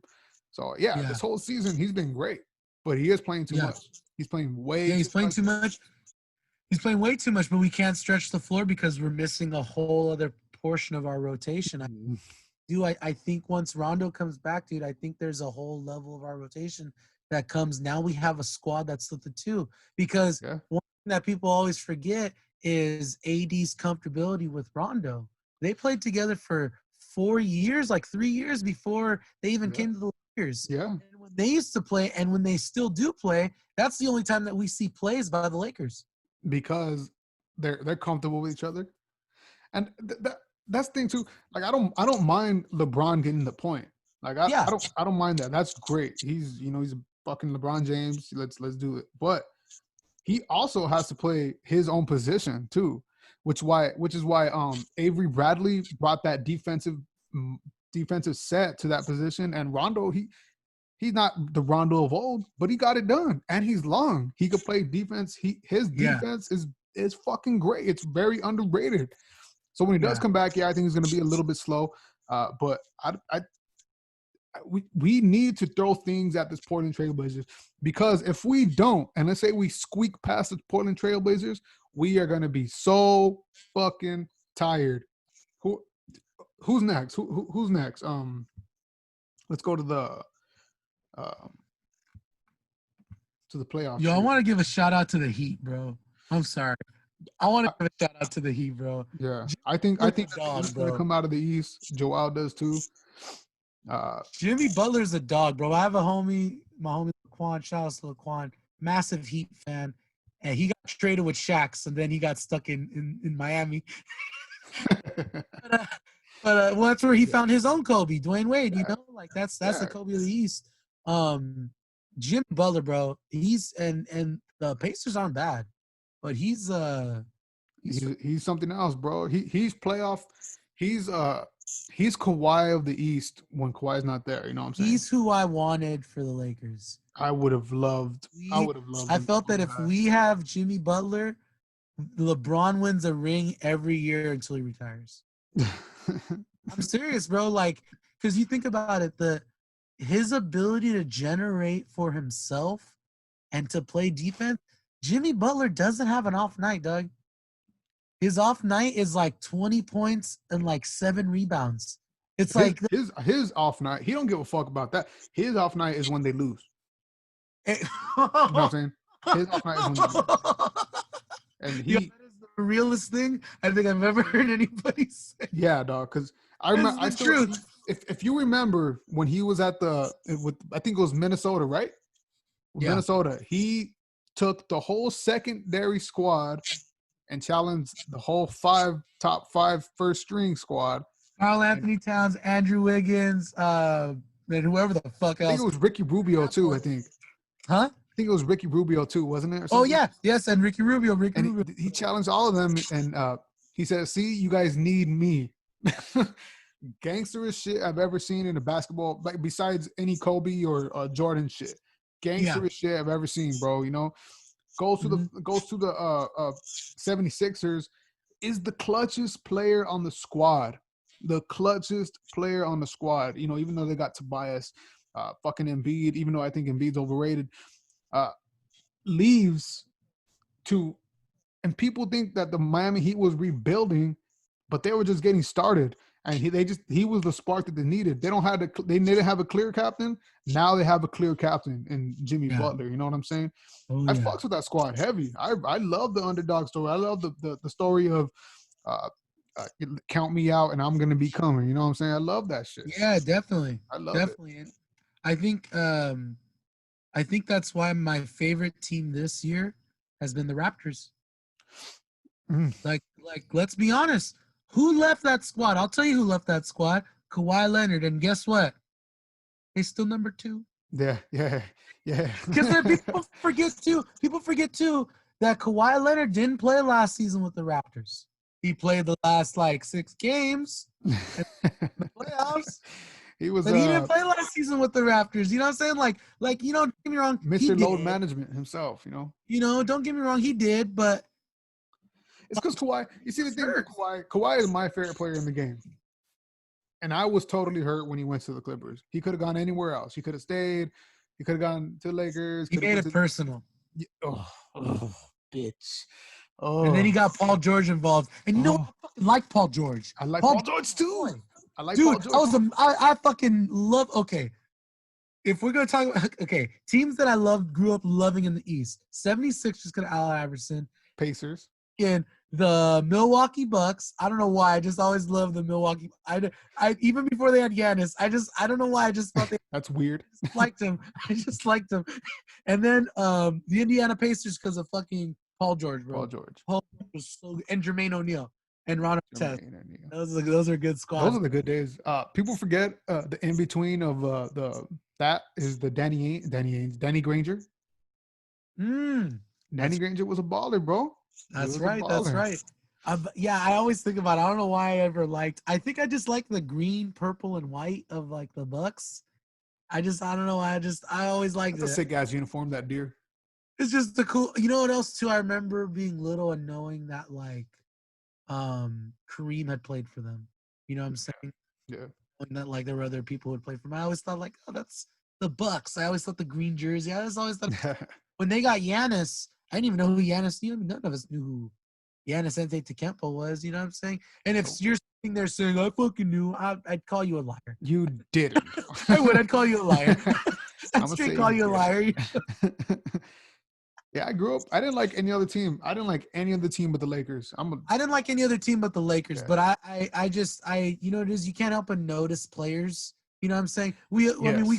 Allen Iverson age during Allen Iverson's era. So like it was. I remember just thinking, whoa, 76ers are cool. They got the black jerseys and they got out. Yeah. AI. Whoa, AI, bro. the Pacers have Paul George and he's got those pinstripes are weird, but it's like feels dope with the headband. You know what I'm saying? Yeah, like what it was Paul George is not afraid of LeBron James. You know, he's dropping it on LeBron James, and he wasn't. You know, that was that. You know, it was cool times, man. It was weird when he left Indiana. I feel like if Paul George is still in Indiana, Indiana is probably the best team out of the East. They're a great squad. Look, they got players in every position. Victor Oladipo. What a story, bro. What a fantastic like bounce back, dude. Like he people thought he was done when he went to Indiana. That's the story I love too. When players go to a certain place to die, like Chris Paul with OKC. Yeah, I mean they're down. Yeah. But dude, what he did with that team this season? Don't tell me it wasn't a good squad. Yeah. Don't tell me it wasn't like a good that that they didn't have a good season. The good squad, and that he's my vote for MVP. CP3, as a matter of fact. MVP has a lot to do with record and top dog. You know, what do you got to say? What? This is what, and we talked about this once. This is the way I think of MVP. We talked about this. We did. We talked about it at the wedding. It was a long time ago. This is the way I think about it. Because at the time when we were going to Alfred's wedding, Russell Westbrook was still with the Oklahoma City Thunder. And was that triple double Westbrook? Oh yes. I remember this conversation. Go on. Yes. And I brought up the Warriors win without Steph Curry. But the Thunder, I think the Thunder were like 1-8 without Westbrook. That is the most valuable player. The most valuable player, dog. Like, they didn't win. They couldn't win without him. They physically couldn't win without him. And it wasn't even close. It was by a crazy margin. Yeah. Multiple seasons that the Thunder had never won games without Russell Westbrook. So for me, when you think about a player like that, I think it may sound crazy, but I think Luka is definitely a player that without him, they do not win those games. Yes. You seen it last night. Yeah, I definitely believe he's one of them. I also Chris Paul's another one. They do not win those without him. Also too. Let's be real, Giannis. I was right about to get to it. Yeah. I am biased because I since he's been in the NBA, I haven't followed a player this much until I followed Giannis. I low key, bro. I'll never forget. It was his third year in the NBA, and for Christmas, I'm real fortunate. You know, for Christmas, my folks hook it up. They're very kind. So over the years, I tell myself, you only ask for one thing. So one year, was his third year in the NBA. I asked for a pair of tickets to the Clippers, or to the Lakers and the Bucks. I want to go see the Lakers play the Bucks. And I'll never forget because me and my dad went, and I said, Dad, his name is Giannis Antetokounmpo. The Greek freak, Dad. I've been watching him for 2 years. He is absolutely incredible. And we're looking and we're like, who is he? Is he that one? Is he that one? What? My dad's, it's right there. And dude, he came out, bro, with a presence, dude, and he beat the shit out of us, bro. He Euro stepped from like top of like the free point line, like the free throw line. Was this Kobe's last season or? This was, I think it was 2 years before his last season. So the first year that Kobe. Oh, damn. Yeah. You know what I'm saying? And just Julius Randle was with us. You know what I'm saying? And he just came out and beat the shit out of us, bro. Yeah. And that's when he was untamed, untrained. Oh, sorry. That's all right. But yeah, I'll never forget that, bro. Just seeing somebody like, I hadn't seen anybody dominate a game like that since like Reggie Bush beat the shit out of the Bruins. And just the presence a player brings, you know, it's like that motherfucker's on the court. You know what's fucking crazy, bro? My uncle found out, and he's not found out, but he remembered. Yeah.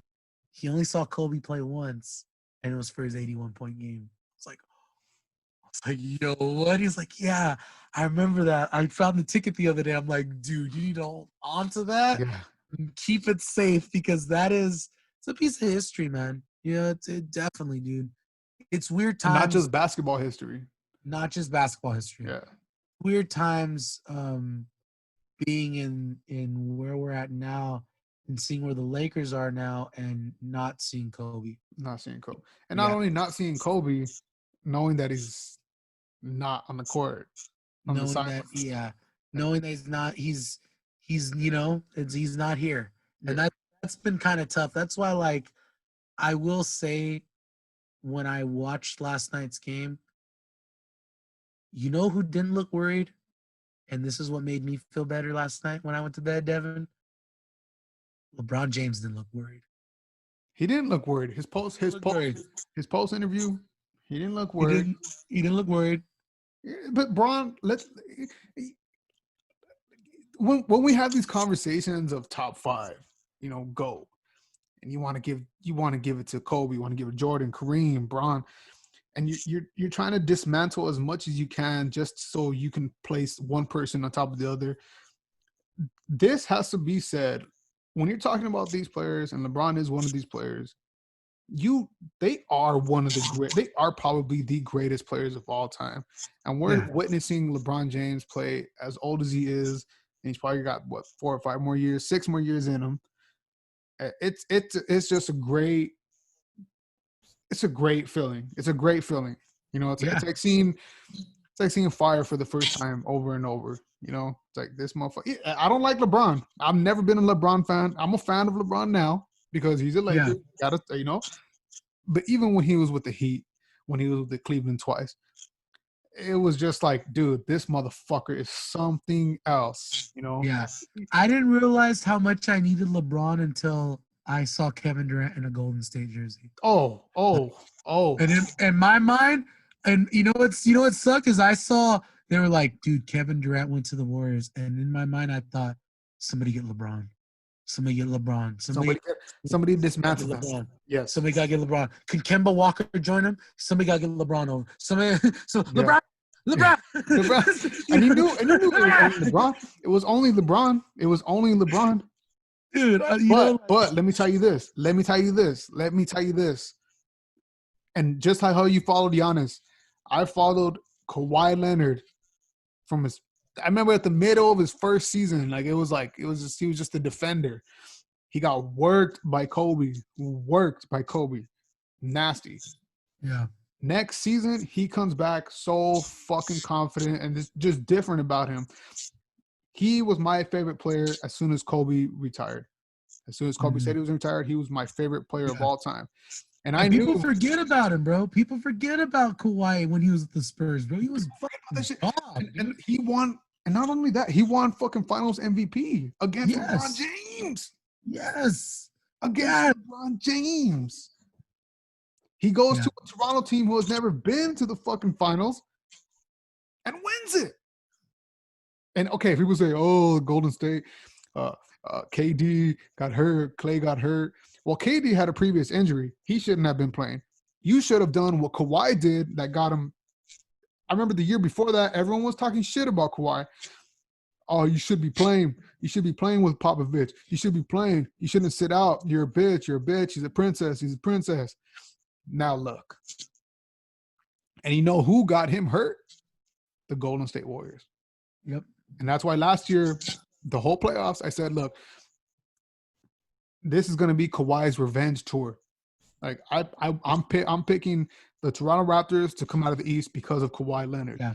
Everyone, Yeah. oh, Milwaukee's too hot. Milwaukee's too hot. Philadelphia's too good. Yeah. You know? No. When I saw him because I like I said I follow Giannis pretty much. I follow him pretty exclusively. How did you feel? How did you feel last season to see Kawhi? I'll be honest with you. You know what it was is, you see people now they're doing these lists, right? Best. And what's interesting is, Giannis has made it onto so many lists now, as far as like these like phenomenal players of all time. And I say it like this. I'm sorry, but last year somebody showed him that he's still a boy. Mm. Like Kawhi showed him, like, and this is coming from a Giannis Antetokounmpo fan.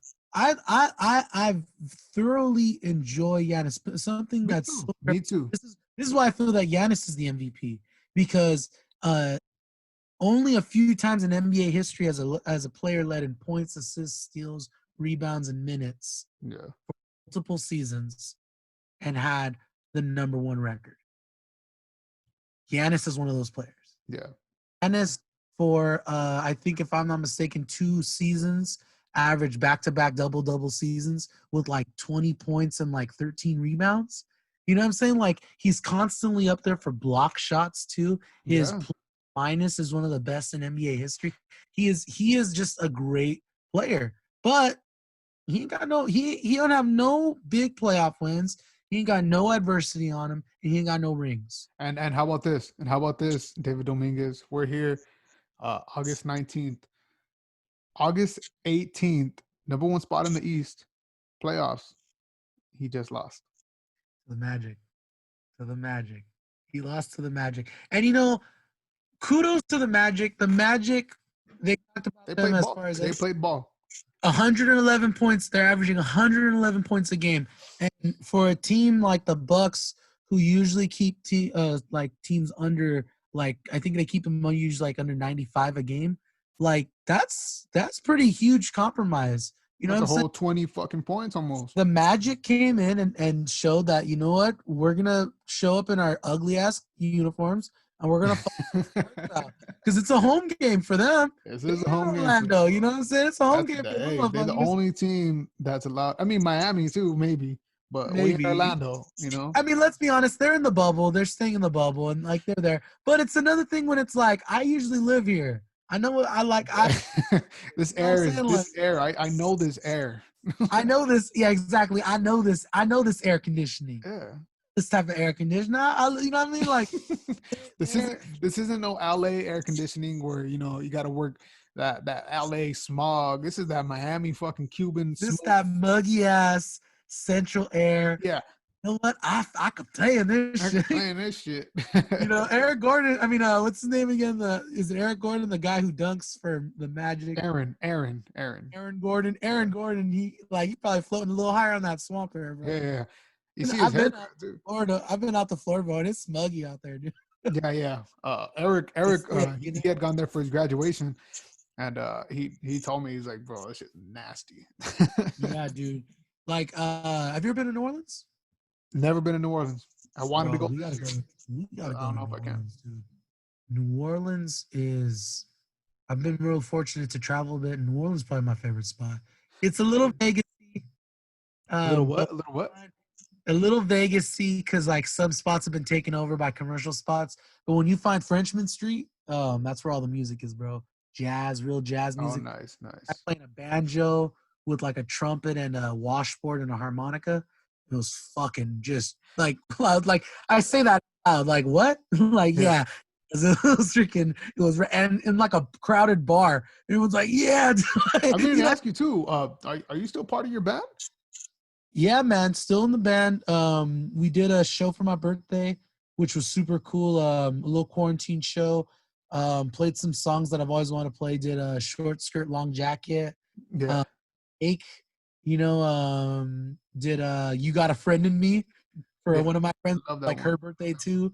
You know what I'm saying? I So, love like your guys' songs because your guys' songs are always upbeat, we always try, catchy, and no matter who's around, you can play with a bunch of weed smokers or a bunch of fucking kids, and everyone's loving it. You know what I'm saying? You got your boys playing on a bucket sometimes, and it's great. Yeah, man. It's great. Yeah, man. It's crazy, bro. What's your band's name for everybody out there? Bearded Dragons, bro. Bearded Dragon. We do have a spot. We do have SoundCloud. It might be under Bearded Dragons. You might be able to find us on SoundCloud there, or you can look up David Dominguez or like David Dominguez Bearded Dragons. Sometimes it comes up. Yeah, we haven't put up music in a minute, but we do usually like we like to get together and perform. We're trying to get some going with another one of my homies who's he's a rapper and he's been wanting to do stuff with us. He did an album that came out maybe a year ago. And so what we were gonna do is 3 songs of ours and 3 songs of his, That's and great. just try to figure it out. You know what I'm saying? So like we're always trying to like be a little funky. You know what I'm saying? Yeah. Really, I No, wanted us yeah. to be called No, Double the yeah. Funk. You know, like you remember you came up. Devin came up for one of our shows and Yeah. wrote a Squirrel Song and just freaking just went at it. Yeah. I remember you were like, yeah, this is your set, and we did the set, and then one of my producers came by and we just did a set inside too, right? Oh no, wait, that was a different time. We did the set inside. You remember Yeah, that one? You remember that one? yeah. And Yeah, I that do was just remember. all freestyle. It was such a great time. Everyone That was showed super love cool. inside your house. It was great. It was fucking Yeah. great. It was fun. Yeah, I want to do when when everything's back, to when we're all allowed to breathe in the same room. Um, Yeah. what I want to do is I want to get back to doing acoustic undergrounds, which would be live shows at the house that are just acoustic based. Yeah. Yes. I want to get back to some of those because I've really been trying to like work with rapping with Bare Essentials. So like I've been trying Look, to like man, look. I remember when we freestyle inside your old, I think you lived in dude. like a little shack or something. You I were staying did, in bro. a I shack, lived in a I and we lived in were a in freestyling. a And I'm back not gonna room. lie, David, you still was freestyling. You was spitting that shit. You know what I'm saying? You was doing that. So hey, if anybody can make it Man. happen, I know you can. It's fun, man. Though, bro. I gotta say, man, you of all people have always been an inspiration to me. I always tell people when they're like, oh, when I tell them, oh, listen to this, bro's Thanks, my home. man. Thanks. Oh, is he like a rapper? I tell him, you know what? This is my homie, and rapping is his hobby, and this is what he likes to do as a hobby. And you know what? Thanks, He's bro. pretty fucking good at it now. And you know what I'm saying? Like, say you were never bad, like ever bad, but like It's better now. I've always respected that of you, though. Yeah, you're always getting better, right? But Yeah. always respect that of you is that I've always remembered like seeing you as like, yeah, bro. No, I have interest, but like rapping's my hobby. When I'm by myself, I like to sit and fucking try coming up with rhymes and like just I like to think about shit. I like to ponder these things. And I remember being like, yo, I like to do that too. Like, And, like and I remember those are some of the fucking best times, David. I swear to God, we'll show up with Alfred and Rachel, and we'll just kick it, bro. And we'll fucking then yo, we'll shout throw on out, bro. some That's one of Nas. the best couples, bro. That's one Yeah. of the best Oh couples, yes, bro. yes, Hey, yes. Shout yo, out Rachel and Alfred. Rachel dreaded my hair. I Is went your over hair? You got dreads again? with the That's family right. for kicked it with the family for like 5 hours, and she dreaded my hair while Alfred played some video games, bro. Kicked it with the boys, dude. Like it's cool being older now, bro. And like I'm one of you ain't got a family, dog. We're some of the only fools that don't like have like Yeah, you know yeah, what I'm saying? Ortega's got a family, like Alfred's, yeah. like it's interesting, you know what I'm saying? Like It's definitely different. their world, you know. It's crazy, bro. It was crazy. I actually ended up working with Rachel for Yeah, a I couple remember. I years remember. over at Kid Space, Yeah. which was super, super cool. That was rad. I didn't get to see the boys and shit like that, dude. You know, it's like Yeah. It's it's cool, crazy. It's man. crazy. It's crazy now that like when you're older and you start looking at the younger generation. I mean, we're not so Yeah. young. Not to say that we're old as fuck. Like, let's be real. Yeah. We're still young. Yeah. We're young as fuck. People are Definitely. jealous. Nah, but you start looking at the younger generation and you think like wow, like you still have so much more to live for. You have all, then you just start thinking back at the things when you were that age and all these memories stored, and like you still got these memories to be made, like, and you're like it's living right Yeah. before your eyes, and it's just crazy. It's like how what's his name from The Office says uh like I wish there was a Right? way, I wish there was a way for you to know that you were living the good times when you're in the good times, Oh, you know. okay. I want to say something. It's a little sidetrack. Say it, Yes. bro. You're But on the the one Knoveducation who says podcast, that, bro. Say the it. one who says that, the one who says that is Aaron. Aaron says that in the office. Does Aaron And say that or Andrew? Aaron, Okay. I'm gonna say this, bro. Aaron is one of the best characters in the office, bro. If you get rid of her love arc with Andy, she is one of the funniest, best characters in the office. She's like Michael, bro. She is so fucking good. Aaron, give me your ID. Absolutely. And she just Yeah. or when Michael freaking pops the champagne on her. It's like, dude, she is absolutely. I got a big box. Yes, I do. I got a big box. How about you? It's like she is so fucking good, dude. But yeah, It's a little I remember watching that shit for the first time, and I fucking love Erin. I liked her. I just did not like the fact that she got with Andy. Like I did not yeah. like that shit at all. I didn't like So that, but I liked the shit that she got with Gabe was because it was just because that was like it was making Andy jealous, which was funny. yeah, You know what I'm saying? But when yeah. she finally was with Andy, He drank all the seahorses. oh my god, he's like I make sound escapes. Picture a note exploding to the ocean. Hey, oh, Loki, I want one of them since. I yeah. want one of them since, bro. Like you know. And what do you say? This one's called, what does it say? And he goes, that is beautiful. I forget, but that's real beautiful. I drank some of your seahorses. How many did you drink? I don't know. It was in powder form. Like 6. Oh, fuck. Let me ask you. You like The Office better or Parks and Rec? You know, man, I will give Parks and Rec the respect that they deserve and say that I did not watch Parks and Rec, but I've never seen a bad episode of Parks and Rec. The Office is my show. It's funny because I remember watching them when they aired. So like when I see people who are like, "Well, how many times is this like you've been through? Like this is like my third time." I'm like, dude, I watched them when they were reruns on Comedy Central. Like I like when there was no fucking YouTube, like Netflix, you know. Like we always watched The Office. Yeah. You know, there's a reason why Traveling Salesman and The Return are my favorite. Those are deep cuts of The Office, bro. Like who, you know, it's funny when I left Kid Space, they requested a letter of resignation. I'm like, I don't want to write this. I don't want to write something too meaningful and like it was too much. I've been there for 8 years, you know, like it was too much. So you know what I did? I pulled up Dwight's resignation letter and they thought I was mad. I'm like, no, it's a joke. It's in other words, I'm but I'm quitting. like, it was the only, yeah. In other words, I'm quitting. Although today is me, we all shall fall. We all shall fall. One of my dreams was to die here at my desk. That And you know the broken. funny thing is, bro, I even posted on Instagram the picture of me as in a bumblebee, like from when I first started working because I used to wear a bumblebee costume. Yeah. That's the quote I put on there.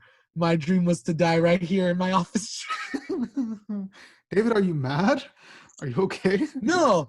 Yeah. Are you mad? You know, and it's funny because I tell people all the time because people it's funny, bro. When you work in education, bro, it eats at you, dog, because you realize that the money is not going to the kids, and so it was it was tough leaving, but like I wasn't bitter about it. Other people I'd seen leave were bitter, and I Oh, remember being like, I'm not gonna leave like that. I'm gonna leave right before I get bitter at these people, and I felt a bone in me like motherfucker, and I'm like, up, I should leave. yeah, yeah. It's time to go. I just gotta go. So that's cool. That should be good. I'm Yeah. be I'm be working in cannabis now, which should be cool. I'm be It packaging pounds, eighths, and blunts. So sounds like a cool name. yeah, you know what I'm saying? No, well, you know what it is? The name of it is cookies. I don't know if you've ever heard of cookies, man. It's Cookies, like yeah. kind of No, cookies. I heard of yeah, cookies. yeah, yeah. So I'm working in their packaging plant, which should be pretty cool. I've worked with kids. You are working there? Yeah, I am. I start tomorrow, which Oh, that's right. You said you had an interview. I That's had what's an up. interview this morning, which That's is what's yeah, up. super cool. Right? Yeah, I was stoked about it. I'm like, Yeah. oh, hopefully they hook it up with some bud. Hey, man. That's just the perks of working. You know what I'm saying? No perks of it. I know they're gonna pay me, but you know, a little bit of weed on the side be dope too. One of my homies who I had on the podcast, X the Unknown Variable, he has some things called it's his own and his someone else. I don't know if it's a label, but it's called Dystopium Rex Art Gallery. And what it is, it's a Google document, but it's like it's a showcase where where he showcased all his artists and stuff. And he explained to me like that he wanted to do it that way as opposed to the live on IG type of show type shit. So I don't know if Yeah. you want to if you'd want to get together with you and your band, the Bearded Dragons, and maybe record a live set, and just maybe send it in. I could hook you up with that too. Yeah, that actually might be something cool. We were thinking about doing a little backyard jam next week. Because we've been so before the pandemic started, we were trying to figure out like you know how it is, bro. I was trying to make some cash playing with the band, so I was like, Yeah, how can we market the band to get into like a venue? So we were working on like a Sublime set, you know what I mean, like a yeah, Bob Marley set. So we were working on like little things like that. So yeah, we're gonna play this little acoustic set hopefully in like a week. Um, yeah, that might be some week. I definitely would be down for that. yeah, and I can hook you up. He's doing it all types of art. It's not That's just cool. it's not just rap, even though he's a rapper, but he's a promoter. Yeah, He's an activist and things like that. So the that's only thing super he cool, asks man. is to don't put any which I know you guys don't have, just like demeaning language, like Oh that. yeah. Yeah. Oh yeah. Come Oh here, man, huh? no deal. No deal. Come here, huh? Yeah, come here. I'll show you the meaning of pain.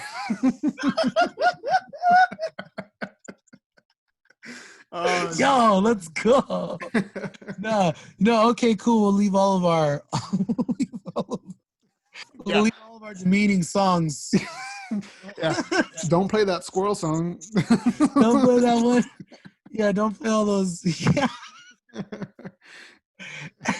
I don't know. Like for y'all who don't know, I played in a kids band Yeah. for years, and To make it still funny. what's some of the songs that still pop for us are some of our kids. Yeah, no, that's what I was saying earlier, dog. Like You're good, rapping. It's weird. It's dude. not weird, It's but it's so kind of like I'm yeah, in this song, and this was saying the squirrel, yeah. the blind squirrel. And it's funny, bro. It's funny going, and I'm sure you know it too. Like you go from having a song that you're lying in bed thinking about, bro. I used to lie. I didn't have a room all the time, so like I was sleeping on a couch, Yeah, pad, and I remember lying there in like my boxers, bro, at night, strumming ukulele, singing like I'm a ground squirrel. It's kind of cool. I think that's dope. And then like just keep on like fucking with it, and then eventually like playing around people and being like, oh, I usually just play to myself. you're like, dog. I was playing this shit in my boxers on the couch. Yeah, you know what I'm saying? Like I was just playing this at the pad for a minute, like Yeah. That happens Like a I'm lot too. Like when I remember when I was like doing shows, like a lot. And I would focus on tracks, like focus on some tracks and be like, oh, this is gonna sound good, this is gonna sound good. But then sometimes I'll make a track and it's just like easy, quick and easy, and it's like, yep. oh, you just whatever, and put that away. Those easy tracks that I actually perform, those are the ones that people end up remembering. It's like, dude, I was writing this song taking the shit. Yeah. and Yeah. it's weird. It's weird. It's funny how that Definitely. works. Definitely. Like, yeah, I think it's crazy too. You never realize where you're gonna get like inspiration from. You Yeah. know, Taking I wonder, and this is me because I've tried to continue like practicing flowing.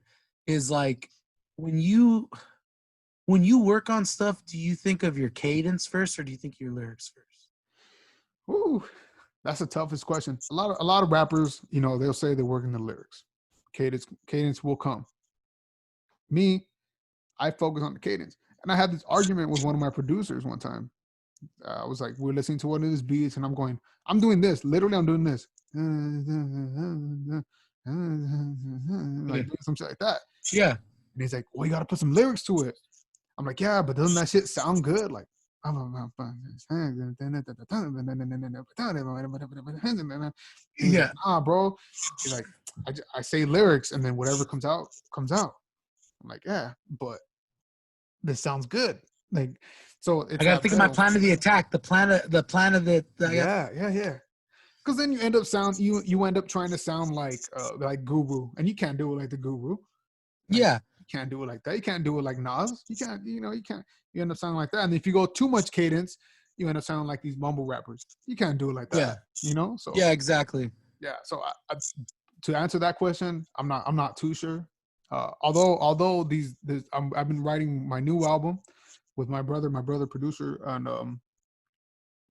a lot of it has come from cadence. A lot of it has come from cadence because that's what it is now. A lot of people, they don't want to think when they have to listen to a song. They want to just be able to hear it and feel some type of way. So I'm walking this balance now where it's like I don't want to spit nonsense, but I also don't want to spit some shit that's just going to go through one ear and out the other or over your head. I want this shit to grab your ear like a fucking fish, like a fish hook, and actually, like, you cannot deny it. Yeah. So a lot of it has to do with cadence. If you think about it, a lot of these rappers these days are saying the same shit, the same cadence, and they're making fucking platinum albums. Yeah. Like that new WAP song with Cardi B and what's her name? Meg Thee Stallion. You know, I want to point something out before you continue. Go ahead. When you say that new WAP song, can I tell you, I'm so proud of this. I have no idea what you're talking about.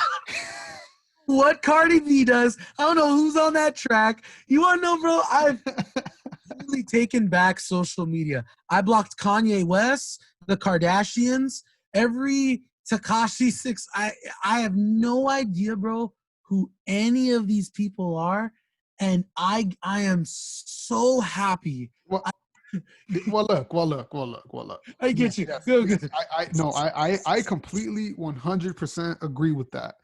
But I feel like, I'm at the end of the day, I'm rapping. I'm a rapper. I'm an artist. I feel like it's my duty to pay Give attention. him a listen. Yeah, Pay and attention. I respect that. I respect that. Whether it's whack or not. And here is my thought from that. So it's called WAP, wet ass pussy. Okay. And that's exactly what they're talking about. They ain't talking about no lyric, not even lyrical shit. It's barely even rhyming. But my thought is, if people are talking shit about them, it's like they're making platinum tracks and you're listening to it. And you have to be listening to it in order for this shit to go platinum. Because I know Cardi B can spit. She can actually spit some dope bars. She has a lot of tracks where she spits dope. She's one of my favorite female lyricists today because she spits actually really dope bars when she's not spitting this wet pussy shit. Yeah. But people seem to attract that. They seem to like that. So when people are talking shit about these rappers singing this shit, or I don't even want to say rappers sometimes, I want to say like just people talking this shit. He's artist. You're an artist, bro. You're an artist. There's another conversation. That's a whole other conversation. There's a whole other conversation. Yeah, dude. You're an artist. When when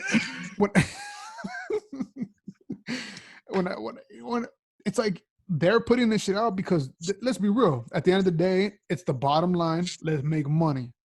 This is what the game's about. Let me make money and let me do what I do because this shit's getting me rich or it's getting me paid at least somehow. If I'm putting out videos and if I'm putting out a video about Coca-Cola and it's not getting no views, but I put a video about Arizona iced tea and it's getting more views, I'm gonna fucking start putting some Arizona iced tea out there. You know what I'm saying? Mm-hmm. So it's like people are not listening to these real lyrics; they're listening to this fucking wet ass pussy shit. So you can't put all the blame on Cardi B, Meg Thee Stallion, and even 6ix9ine at a point because people are listening. If you really wanted to abolish this shit, don't fucking listen. It's always a listener. Always right. That's why I always tell people when they're like, "Oh, I can't stand it." I'm like, dude, I don't listen to it at all, so it's possible. Yeah, it's possible. It's possible. You don't have to know about it at all. Yeah, yeah. Every once in a while, my sister is my portal, and my brother are my portal. Yeah, your portal to the world. So occasionally they'll be like, "Oh, actually, this song's pretty good." And I'm like, "Hey, that is pretty good." What was the last contemporary album that I felt was a pop album that I really enjoyed? Pretty Girls Like Trap. Fucking A, dude. 2 Chainz.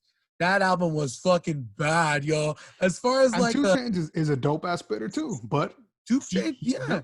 But he does it in a way too where he catches your ear and he also says some shit.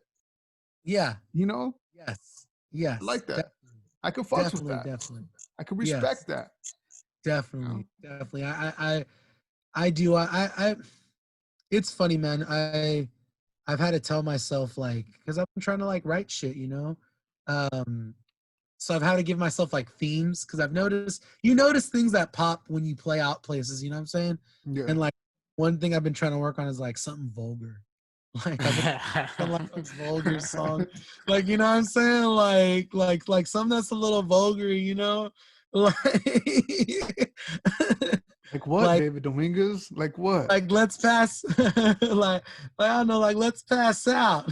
You know what I'm saying? Something like that. A little hook. It's funny because I always end up writing I write on a ukulele. Write on a harmonica. So the harmonica is crazy because that means I come up with a riff and then I come up with a tag that I could breathe in time to play my riff again. Yeah. So kind of end up doing that with the uke too, which is weird. But what it ends up having me doing is I end up spitting out a bunch of quick words real quick. So I notice I start rapping a little. You know what I'm saying? You do. No, you do. And I've caught that in your live session. I've caught that. I start rapping a little bit. I have to. And it's funny. We've been doing Express Yourself as of late, and what we do is we play the original version, and then in the second verse, we come straight in with the NWA one, with Dr. Dre's version. Yeah. You know what I'm saying? That gets people going. You know what? And especially, Dave, the white people gets white people going, bro. I get straight. I meditate like a Buddhist. I'm dropping flavor. My behavior is hereditary. My technique is very necessary. Blame it on Ice Cube. And it's funny because my drummer is good too. When we get to those parts, where it's drop the beat and stuff like that. Yeah. My drummer's on point. He's and then comes he's hip hop head too, So, yeah. I remember that. Yeah. So I'm lucky now with the guys that I play with. You. I envy though. You work with your brother. I haven't look. A lot of people don't realize I haven't worked with him a lot. I know, but he's right there. Yeah, isn't he right? He's right there. And a lot of people. I remember back then people were telling me, why don't you get on Andrew's beats? Why don't you get on 5 Man's beats? Why don't you do this? Why don't you do this? Come on, he's right there. And I'm like, it kind of sucks. Chill. God, it sucks. I got to fucking knock on the fucking wall next door, like, shut the fuck up. No. But I was like, chill. It's not the time. And I remember when he first started out, I was talking, and he would show people his beats, and a lot of people would tell him, "Oh, that shit's dope. That's just dope. That's just dope. That's just dope. Oh yeah, I'll get on." But he would show it to me and a couple of my producers, which are his homies too. I'm like, bro, that's not it. Like, that's not it. I don't know what it's like. He'll be mad. But I'm like, all these other people who are telling you it's dope, they're lying to you. Like I said, I hear it. I know what you're trying to do. I hear it, but that's not it.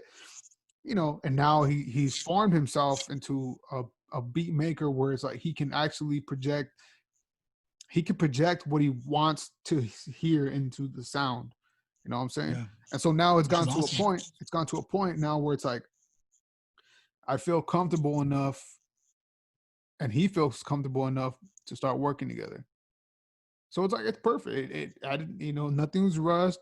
And it's that thing where people think you need to drop a track. You need to drop an album. You need to go do a show. Like, bitch, I ain't signed to nobody. I don't need to do shit. Yep. Like, I don't need to do shit. I could do this podcast all I want. I could do nothing. I could play PlayStation all night. I could fucking just go to work and just live. Yeah. I can do whatever the fuck I want. It's just for that to come, has to come naturally and gradually. And now gradually I'm kicking into gear. And it's like, I put out the album last year and it's like, people are pressuring me, but I'm just like, oh, nope. I'm just swimming. Let me turn these wheels real quick. Let me put out this. Well, you did a quick album turnaround, if I'm not mistaken, right? Your last album and then the one before that, wasn't that a quick turnaround? You did. My last album was in 2018. Last year. And didn't you do two 2 years apart, right? Yeah. Well, the thing was, I made it in 2017, but I released it in 2018 because I wanted to get everything right. It was the first album where I wanted to get everything right. Mastering's a bitch. Yeah.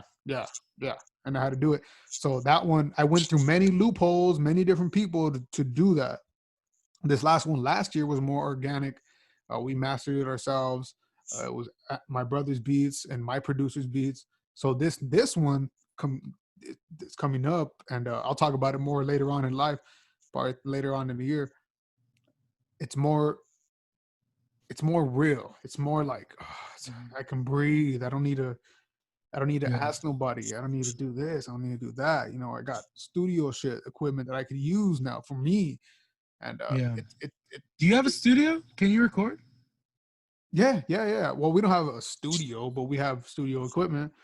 Yeah, we could pop up. Yeah, dude. I man, you know what it is too, is like, so we were gonna work with my homie because we had a spot. Yeah. A family friend of mine's he's been trying to record me for a while. And so I was gonna bring him in just because I felt like he'd vibe. And like that's always the thing. And I it's funny because the band, I'm lucky, dude. Like I can't express to anybody. Like, if you have a project, like, we're down to play. We kind of like, we're teachers. We kind of like jumping just into the deep end. Like we've agreed to shows, and it's like, it's tomorrow. You guys play at this bar tomorrow? Yeah. And then we'll link up, talk about it. Yeah. Maybe I'll play the ukulele in front of everybody, and we'll all right, yeah. And then my homie will drum a little, and then Danny's fucking crazy. He'll just listen to us. Okay. Dude, okay, yeah. And we'll play a show. We're it's crazy how confident I am in us. And it's not that I think that we're the shit. It's not crazy. Loose. We're real loose when it comes to look at. It's not crazy. It's fucking ludicrous, bro. It's fucking insane that you are that confident. And it's like those type of shows, they just happen to be some of the best shows you put on. You know what I'm saying? Oh yeah, man. Yeah. Oh yeah. It was cool. One day at the museum, I don't know how I convinced him. I don't know how me and Alan convinced him, but we convinced him. I was gonna do music at the museum, and I needed Alan there. So I did music at the museum, and Alan was right there with me. And dude, I had a ukulele, and he had a little, like drum, just a little drum. And we sat, like, we went right into the gallery, dude, and we just sang Squirrel Song, bro, like in front of like just out of nowhere, like 60 people in this gallery, bro, and had all of them singing and whatnot. And then we did This Little Light of Mine, and Yeah. like they loved it. Just ended it right there. Went outside, did it again, dude. Didn't even fucking care. We did the same set. Did the same fucking set again, That's dude. rock and roll, homie. That's rock and Completely roll. different people, bro. Like, fucking, I don't care, bro. Let's do it, dude. A fucking Squirrel Song again, dude. And like it's funny, bro. Like how I just believe in us, dude. You know, because we're real loose. You know, I can't tell you how many times it's been like we get to something and it's like, hey, you know what? I don't need to be in this. And it's like me. You know what I mean? Like, I don't need to be in this. Or somebody's like, you know what? I just need to work the mixer on this. You know, like just being able to move, you know, like it's kind of nuts. It's kind of nuts. That right there is like, it's something you can't teach.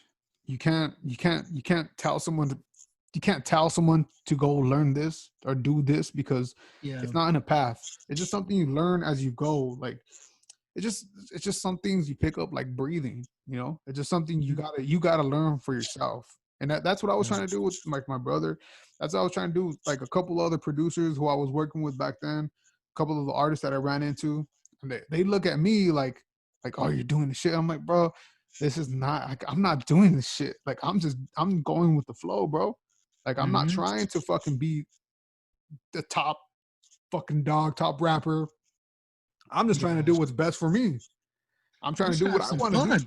You know, I'm trying to make some music and have some fun. make some music, have some fun, maybe make some money along the way. It's not, maybe at the beginning I wanted that, but now I want some shit. It's like, okay, now for me, I want some shit. It's like, it's timeless. I want some shit that's timeless. So all the other things that I was working on before, I already have that in the back of my head and my attributes. Now I could bring that out whenever I want. Now it's on to something else. And it's like it's funny how you bring the confidence where it's like, in my brother now, I know that if we go to a show like that, we're gonna kill it, because I just have that confidence in him. I have that confidence in me, and it's just that energy that it brings. Now we're just on a bigger endeavor. You know, it's not nothing. Yeah. How do I say it? It's something to challenge. We need a challenge, and things like that. Like how you said, you know, you did a show right there in the museum, and then you did one just right outside. Like, dude, you just needed to do it. Like, you needed to do it. You know what I'm saying? Needed to do it. I was like, I'm one done yet. I mean, you gotta do this shit again, dude. We gotta pop it up again.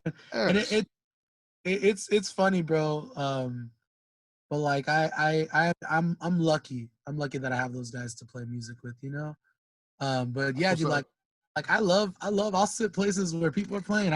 There's a piano around. I'll fucking figure something out, bro. Like you know, like it's just, and I've fiddled around as a musician the whole time, anyways. You know, so just fake it till you make it.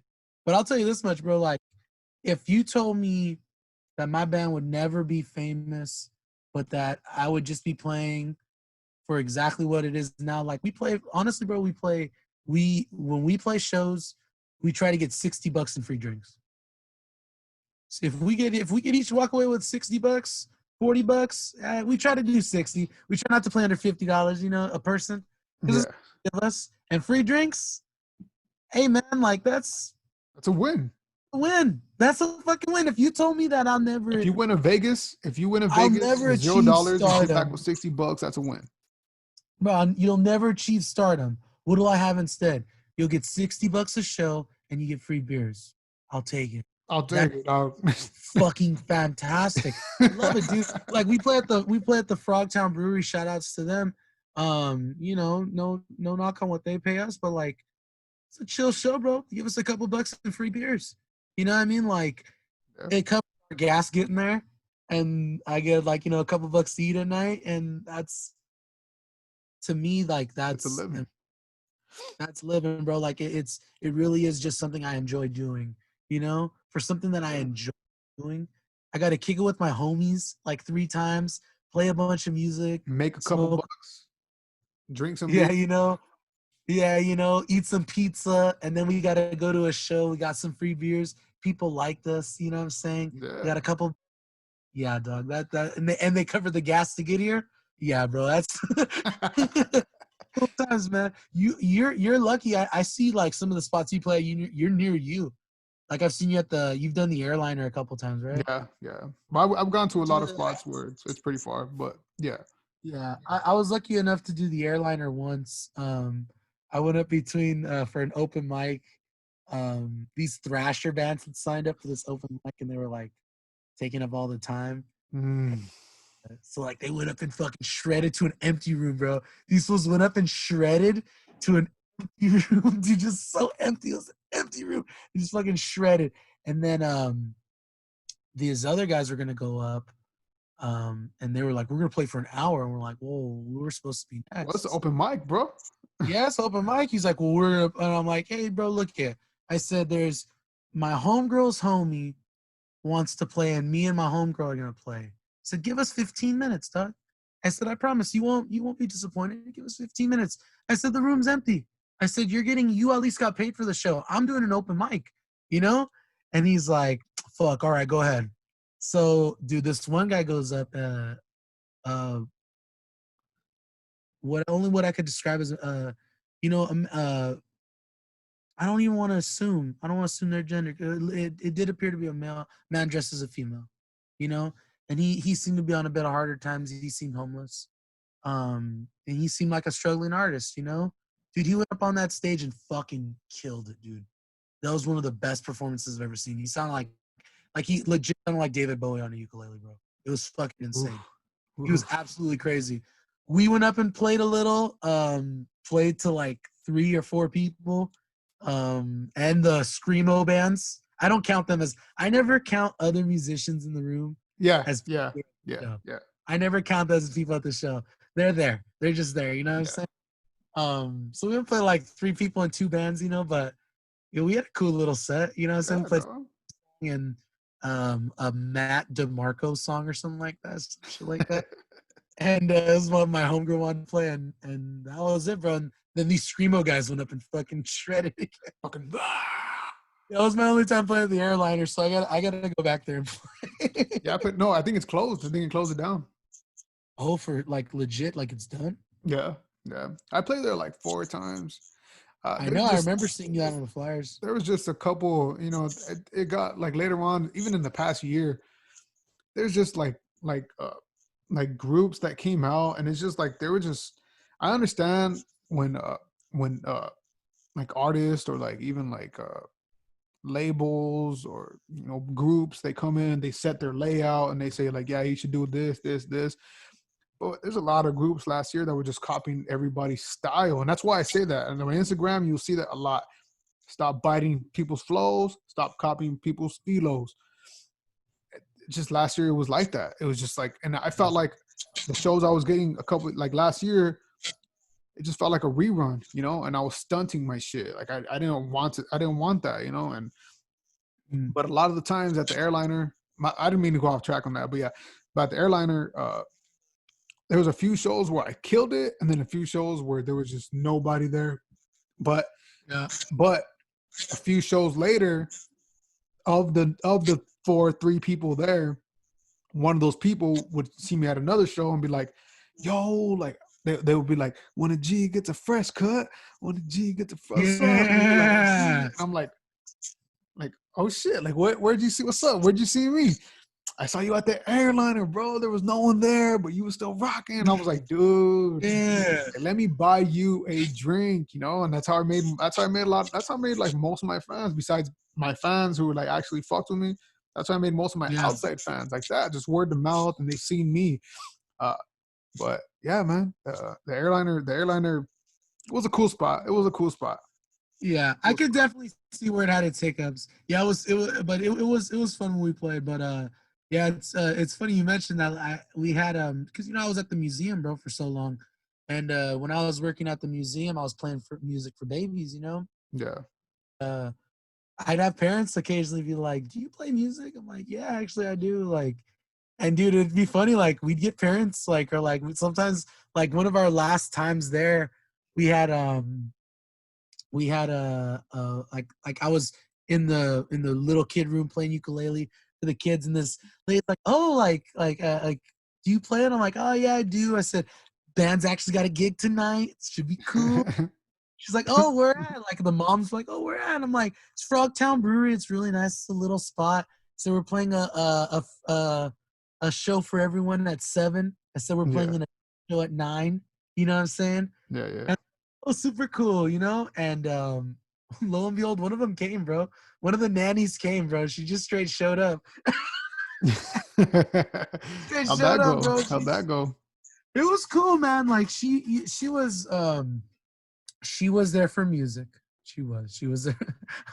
I don't want to put that in the ethos that that I'm some lead singer picking up on chicks, but she like it was funny though that she like people were willing to listen. You know what I mean? Like Yeah. even hearing me do music time, she's like, "Hey, I'll go see you play." Yeah. She probably wanted to You fuck. know? That's a bit. Well, people keep telling me that. I'm like, yo, like, I'm gonna like that square, bro. I ain't that guy, bro. I ain't that, bro. I ain't that cat, bro. I've been there, bro. I've been with that shit, like, you know, fuck it don't mean nothing, and I'm like, nah, my balls catch feelings, bro. Oh, you one of My them. balls, my balls catch feelings. My balls like people, dog. You one of them. I'll Oh leave it to other people. I'll wait for the snuggling. man. Hey, it's worth it, bro. It's worth it to wait. You know, hey, bro, quality's nice. Quality is nice. I get quantities good too. Quality's cool. Hey, but hey, I got a girl now. I've been with her for almost probably we've been with really for a year, but we've been together for a little more over than a year, about 2 years. Yeah, It's nice, bro. It's cool. It's cool. yeah, super cool, bro. It's And tight. and it's I'm sure it's I always root for friends, bro. And I haven't like dated in a long time, but I always root for homies. You know, you see people like that. I hate the idea of like bitter people, bro. Like towards couples. You Oh, know, oh have you met yes. people like that? Like Oh I've worked yeah. with people Oh yeah. who are like that. Like I can't believe they're in a relationship. Like yeah, like, Yeah. Yeah. wow, Yeah. Yeah. Yeah. Yeah. Fuck them. Fuck them. yeah. Why Fuck don't you? them. Why don't you be a better version of you? Like you know what Yeah. I'm Yeah. saying? Yeah. Fuck are you jealous about, homie? Yeah, what are you jealous about? Huh? Like, what you mad that they have a Valentine's Day plan for you? Don't be mad about that. Are Go you mad home and watch. because I'm over here getting laid and you fucking have to look at Pornhub? You know? Go home and watch 51st Dates like the rest of everyone. Go home and watch The Wedding Singer like everyone else Like does with their everybody guys. else, bro. Don't be talking shit of me. They be talking shit to me. You know who else didn't get nothing on Valentine's Day? Pam Beasley, okay? mm, mm. Poor Pam. Poor Pammy. Poor Pammy. Hey, do you listen to that podcast? Do you listen to Office Ladies? Yeah, yeah, I do. I do. That's a good I podcast, like it. man. I like it. That's a That's a guilty good pleasure of mine. not to kick people off your podcast, but man, I love Office No, Ladies. no, no. I fucks with that. Hopefully, I could shout out to podcast girls or what is it? Podcast ladies. I don't know, but it's Office Ladies. podcast Office ladies. Ladies. I mean, office ladies. Not bad, not bad. I'm fucked up a little bit Office too. Ladies. Shout out to the office ladies. uh, Jenna Fisher and Angela McKenzie, right? Yeah. Yeah, I love them. I listen The to fuck I up, listen bro. to every episode. Every episode. That's my guilty Oh pleasure. yeah. Oh yeah, definitely, dude. I listened to that and I listened to the Dollop. I don't know if you've ever listened to the Dollop. No, I haven't listened to The Dollop. Dollop is fucking crazy. The Dollop is an American history podcast Huh. where one comedian reads a story from American history to another comedian. And that comedian has no idea what it's about. But I love comedian podcasts. bro, they cover everything, bro. They didn't cover Abraham Lincoln's presidency. They Yeah. covered Abraham Lincoln's body. Like they put Abraham Lincoln's body on a train and it went on a tour. And what happened was he always wanted to be buried next to his son, but they didn't want to bury him there. So they dug up his son. His son had been dead for a long time. And then they put him on a cart together and they toured for like 5 months. And then what's crazy is people to try and change like the vote in the Senate were trying to kidnap Abraham Lincoln's body. So, so every time somebody would try to steal his body, they had to re-identify Lincoln. So they would have to get a family member. Lincoln's been re-identified like 6 times because people keep trying to steal. Wow. It's What so the weird. fuck? So like that's the kind of history they cover, and you're like, wait, what? Like, Yeah, it's just that history what? that gets lost in time. Dude, like the one of them that like they have some great ones. They did 10-cent beer night, which was a game that ended in a forfeit. I don't want to ruin it for anybody. It was Yeah. a major league that ended in a forfeit that happened during a 10-cent beer night. You know what I'm saying? You could guess maybe what happens on a 10-cent beer night. I can't. There's so many shit that goes on. I There's don't so know. many things that So many could things go going through my head at a wrong. 10-cent beer night. Shit. You know, like they even covered jetpacks. I didn't know we had jetpacks. Did you know we had jetpacks? Yeah, I knew we had jetpacks. Yeah, yeah. And the guy who like created them killed someone, like for the plans. It's like what the fuck? Like it's super. Yeah, dude, you gotta listen to it. I'll send you some. Yeah, send it to me, bro. They're fucking crazy, bro. Well, bro, we've been at this a long time, man. We'll probably cut this right here. I don't want to stop talking. I get you. No, I get you, dog. I get you. Hey, I know we've been chilling. We've been at this for a long time. Doesn't even seem like that, bro. You know how it is, bro. You chopping up shop, dog. You know. Yeah, we haven't seen each other for a minute, bro. I miss you. I love you, and I hope you're doing well. I fucking love you too, dog. I miss Yeah, you, dude. and I enjoy this, bro. You know, I do shit with like online tournaments, so like I'm no stranger to like enjoying these, bro. So Yeah. if you ever want to guest again, bro, let me know. Yeah, no. Just send me that podcast. Send me your PlayStation name. Hey, you have PlayStation? Yeah. I Do you just have got Red it. Dead? I got it like a month after they quarantined. Do you have Red Dead Redemption? No. I have Okay. Call of Duty. I can't play COD. It takes up too much space. Oh, what do you have? What do you have? You have 2K? I have 2K. There, I got 2K. I'm not the. I only play my career mode. Don't be scared, you pussy. I'll play you. We'll figure it out. Nah, we'll play together. Don't worry about it. All right, You know David what I'm saying? Dominguez. All right, fool. I'll see you, Doug. I'll see you too. Take care, man. What's up, Doug? You too. Tell your parents to say what's up. All right. All right, fool. Peace.